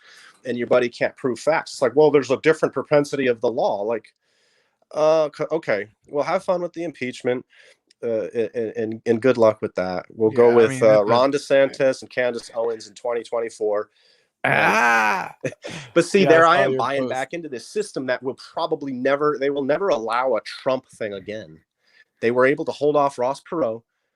They were able to hold off. Well, what I was trying to get at before you guys got into it, when you guys were talking about corruption in 2016, if any corruption, I think it came from the DNC, because I think Bernie Sanders should have been, I mean, 2 times. I don't know if I don't get into it that much to see if they proved that, but I mean, it was pretty obvious. Donna Brazil lied. These people are still in there. They're the same people over and over. They're getting jobs in the Biden administration. Same people that were in the Obama administration. It's the same tired game. I mean, my thing, forget Trump. And then we're going to get tired of it, and then we'll have the extreme next time. It seems that's what happens, hopefully. Right? Which is good. I mean, people say, oh, it's gridlock. Well, that's how the founders designed it, so that nothing would get done, because they wanted small government. The government should be doing nothing. And so if they don't Yeah. agree, that's a good thing. It's when Yeah, that's what my always argument is. It's like you never want all three legislative branches to be one. I mean, I know the Supreme Court is not supposed to be biased, but you know, if you got all of them, you don't want it's that. But then ridiculous. I mean, you don't want them not to have it, because then you're right. Shit, and that is important. Like maybe stimulus checks for people don't get done because of the bullshit. So Yeah. it's like a no-win situation. I mean, do we really think that the election was clean as the white fresh snow, or perhaps maybe like I would have given you Trump to keep the Senate, right? Because I'm not a worshiper Yeah. of one man. I think he did a good job. I think he's one of few presidents who did a lot of the things he said he was going to do. I'm disappointed with a lot of Trump's lack of action or lack of ability to get things Yeah. done. However, there was a lot. I was actually rooting for the Georgia to keep for that reason. I think there needs to be balance. Yeah. Or we'll have impeachments for the next 16 years on every president that comes through. Well, here's the thing that a lot of people, I would be curious to know your friend's opinion on it, is why not investigate? If you're so confident that it wasn't widespread, it wasn't effective, or then why not? I already had that conversation with him. I think if you look at a couple podcasts ago, we got into it, and his theory is, and he's right. I mean, they did go to some courts and they got thrown out and all that stuff. So, on technicalities largely. yeah, I mean, they refuse to hear the cases. Like, go ahead, don't even rule in our favor, but hear the case and let the evidence come out. And otherwise, so their argument was, we're not going to hear the case because you have no evidence. But you're saying try the case and then the evidence comes, right? So it was all fast. Right. There was a short amount of time to do it. There was a lot of huffing and puffing, and they got everyone's hopes up with the Kraken and all this stuff, and a lot of it fizzled out. Right. So I'm disappointed in that. And what they said, if you weren't 100%, like 99% confident that you were going to expose this, and it's not over, right? The evidence can still come out. It doesn't mean there's going to be a reversal of the inauguration or anything, but the evidence will come out eventually, hopefully. I mean, look, we're the peons. We don't ever get the truth, right? We don't ever know the whole truth. Don't worry about not asking Scott anything, because he's my co-host, so he'll be back next week at 8:00. Maybe you can pop in every week and give a little take. I don't want that fighting back and forth. I really truly do like to hear both sides. Yeah. And I don't want to crap all over your podcast, but it's very difficult for me to control myself around fine. That's what we're here for. If you don't, I have two of them. Friday night, we have a rule. We don't even talk about politics. That's the Who Cares podcast. That's just a bunch of dudes drinking bourbon, talking shit about anything from sports to friggin', music. But this is the one that I started for this conversation. So we're supposed to have another guest on today, a female guest, and I've been going back with her all week, and then she flaked on me at the last minute, but I tagged her in it, so she's going to see it. But yeah, man, this is what we do. And we usually only go an hour. I'm at 2 hours and 47 minutes, so I got to go. Man. But we'll be back at 8:00 Tuesdays for this podcast, 8:00 on Fridays for the Who Cares podcast. And I do appreciate it. I want you to come back on. I'm trying to get Jason on because I have like some personal questions, not like super personal, but like just stuff, how you've been doing. And I'm assuming you're still at the same job that you left our old job for, right? Sounds like it. No, I'm not. But see, that's the other thing too. I'm not going to talk about my job because here I am saying things that they're censoring the president of the United States for, right? Here I am saying things that. That's all I want to know. So you're not at the same place. No, when you left. No, I'm not. Okay, I'm at a good spot. Awesome. Do you still have your house here? Yes. Yeah, I got some tenant renting that out. Do you come here often? No, man. I haven't been down there in a while. I mean, outside of COVID, your property doesn't bring you here, right? I've got property management. It does. I was there for the property in, I think, like December. So I used to I probably go down there twice a year, maybe. Try to catch Let's up with say a we few get up. people. Hell yeah, man. Maybe Have we a can get beer. some lunch or something. Yeah. Hell yeah, that's what I'm trying to do. But we'll be here next week. I'd love to have you back on. So if you got time, we'll be here. You pop in, you don't. You know how to do it now. The link will be different next week. Yeah, just I copy wish it. that it kept the same link, but you have to just get it off the show once I start the show. But I appreciate you for coming on, man. And I'll holla at ya. All right. Have a good night. I might have a good one. Peace. Bye. All right. 2 hours and 49 minutes. That's ridiculous. I might just go for another 11 minutes so I can show Joe Rogan that I'm in his studio and I can do a 3-hour podcast too. Bitch, what's up, Joe? What's up, Joe? No, but seriously, thanks for tuning in. That was a great show. Shout out to Jason Parks, Craig Robinson, Michelle King Hicks, Jason Parks. I already said that. Mickey Wright. Of course, Matt for coming on the show. Scott, as always. Matt, we already talked about all the same people. Eddie Gifford, shout out to Eddie Gifford. You need any tiling work, go shout out to Eddie Gifford. And my mom, TJ Bell, my cousin Jason, James Dillon, all y'all. Thank y'all for coming on. That's some very interesting conversation, and that's what we're trying to do. That's what we're trying to do. Just have interesting conversation without the negative the negative effects of social media. I can say it. Matt showed me like, I know the phone will work. Matt showed me the I told you the phone will work. It works a little bit better with some kind of headphones hooked to that phone, but I don't know if he was in a quiet room, but he sounded great. So maybe he has like an iPhone 12 or something and it's beast. But yeah, shout out. Jason, you're coming on next week. So is Matt and all you boys. We're going to have ourselves a party. But again, thank you guys for coming out. Remember, tune in on Friday nights at 8 o'clock. Same time, same damn channel. But on Friday nights, Who Cares Podcast, 8 o'clock p.m. And I leave you with this. I love y'all. Smooches. And check out this check out this promo for Who Cares Podcast. Love you guys. See you.